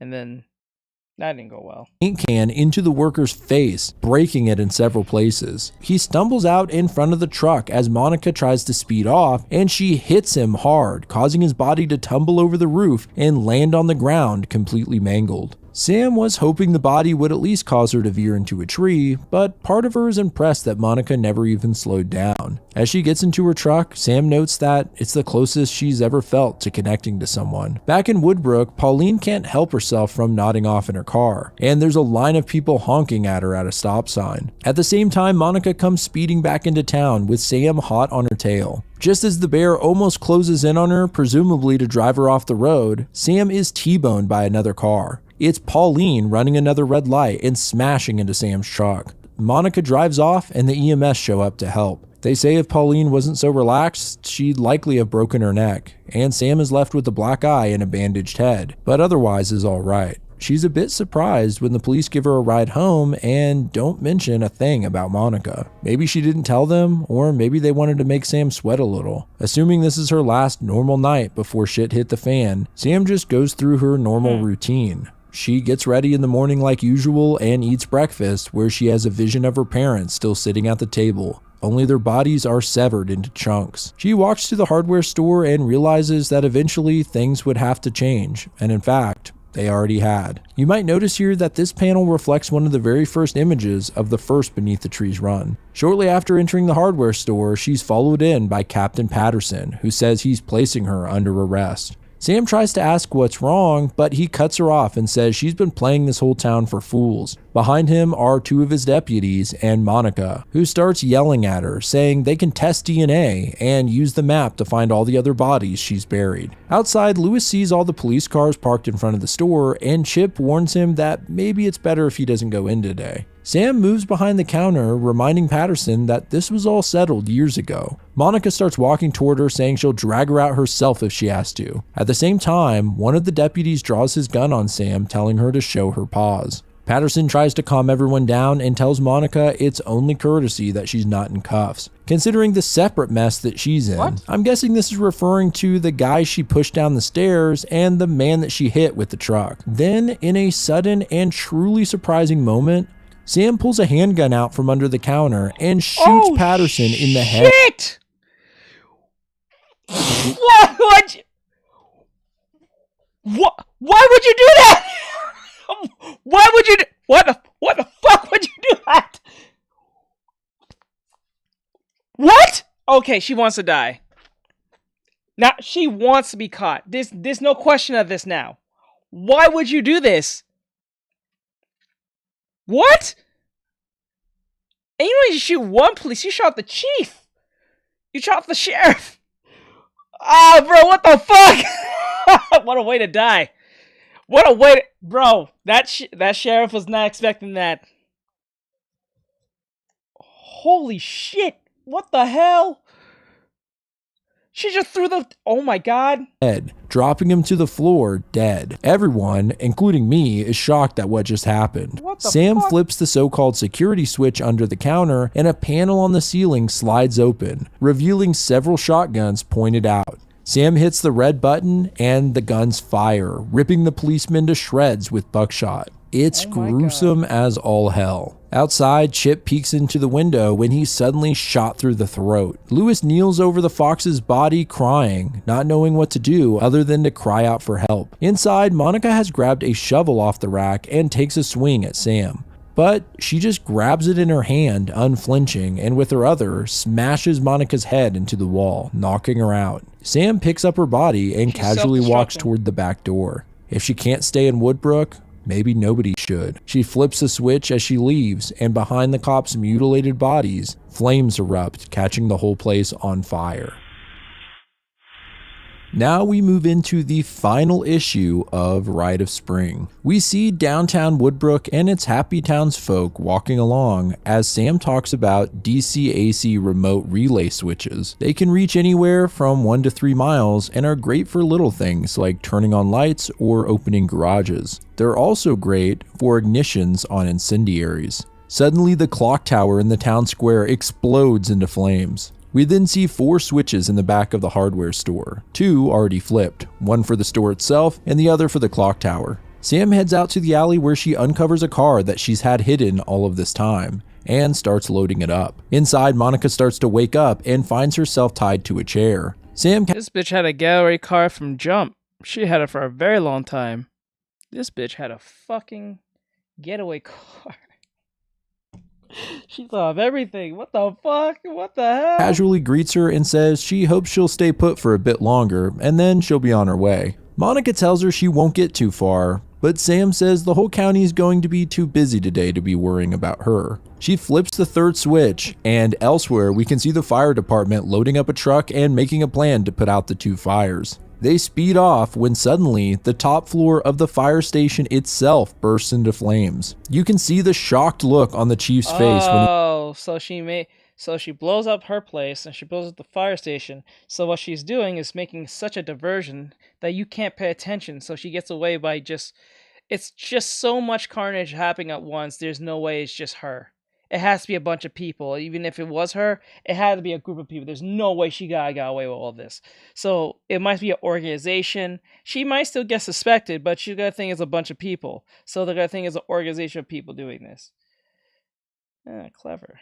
He gets the news. They are completely fucked. Next, we see Woodbrook Hospital. Down in the basement, flames begin shooting out of the laundry room. Upstairs, a doctor escorts the young koala mother through the halls, saying that her husband is still in a coma, but she really thinks it helps when they come to visit. They pass by a room, and inside we see Pauline recovering from the car accident. A social worker is interviewing her and says that the amount of benzos in her system would have the average person incapacitated. Pauline tries to play it off like usual when the woman gets serious with her. Her son is still a minor and she has a substance abuse problem. If she doesn't complete a rehab program and stay sober for 6 months, they'll remove Lewis from her custody. God damn, this comic got so depressing and it just won't let up. Pauline cries in the mirror when suddenly the fire alarm goes off. In a neighborhood on the other side of town, a group of kids watch in horror from their treehouse as Woodbrook starts going up in flames. The police drive through the neighborhood instructing everyone to evacuate the town and not to bother bringing belongings. Birdie, our favorite turtle, hears this but really doesn't want to leave. Thank God for his dog, who won't stop barking, finally convincing him they need to go. He reluctantly packs up some clothes and heads out the door. As he loads up the car, he sees how bad the fires must be as the sky is filled with smoke. He starts to speed away when he passes the nursing home and sees that nobody there has left yet. He decides he needs to go help and turns around. Meanwhile, the fire department has shown up to the hardware store and Lewis is still kneeling over Chip's body. Surprisingly, the old guy is still clinging to life, and with his last words, he tells Lewis if he's ever lucky enough to find someone who wants to spend their life with him, not to fuck it up. Lewis laughs through the tears and says okay, but Chip dies moments later. A nearby EMT asks where the sheriff Wait, how old was Chip? What? and deputies are, and a woman tells him that they're dead and that Samantha killed them. In the back of the store, Monica starts going apeshit, telling Sam how vile she is and that eventually her luck will run out. Sam just smiles and asks if Monica realizes that she killed that man she hit yesterday. She says she's never had a connection with anyone like she's had with Monica. Then she asks Monica why she kept searching for her brother. She knew he must have been dead. Wasn't that enough? Monica says she wanted to know what happened, and behind her we can see flames start to poke through the sides of the door. Sam says she was just waiting for someone to walk by. It could have been anyone, and there was her brother. She grabs her bag and starts walking out the back door as Monica screams at her. Sam steps outside and wonders if God's hand had anything to do with this. Why wasn't she ever stopped? She looks up and finds that her car has been moved. Lewis is driving and yells at her how could she do all of this to them. She only pretended to care about him, didn't she? Sam tries to calm him down and tells him to get out of the car, reaching into her jacket. But Lewis is belligerent and blames Sam for his father's death. He drives off and Sam pulls out her gun to take a shot, but only manages to shoot the side mirror off. At least Lewis managed to slow her down. But every time a path is blocked, the answer was right around the corner, almost like it's inevitable. A friendly owl drives through the alley and tells Sam her shop is on fire. She asks if he'll give her a hand really quick. He steps out, and just as he hears Monica's screams from inside, Sam cuts the owl's throat, leaving him to bleed out on the pavement as she takes his car and drives away.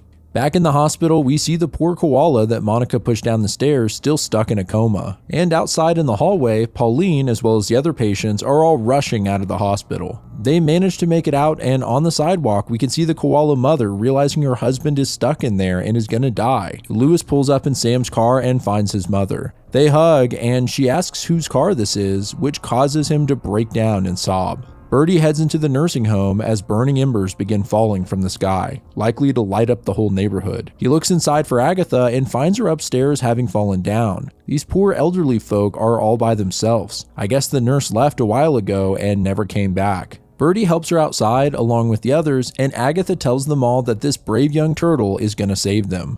She pulls out the nursing home bus keys, which she nabbed a while back when she started getting suspicious about the place, and asks him to drive them out of here.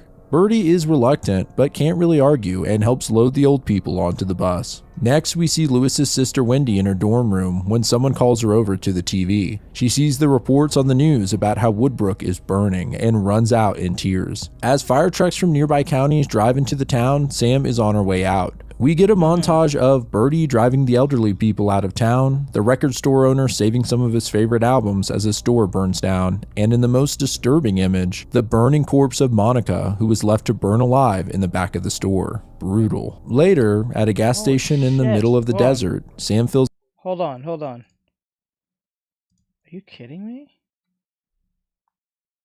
Oh my god. Who was left to burn alive in the back of the store. Brutal. Later, at a gas station in the middle of the desert, Sam fills up on gas and asks if there's a town nearby. The old man says he wouldn't call it a town. She's officially reached the middle of fucking nowhere. Well, the middle of nowhere sounded pretty good to Sam. She says that in the years that followed, the world found out about everything she did. She knew that she could never keep her secret forever.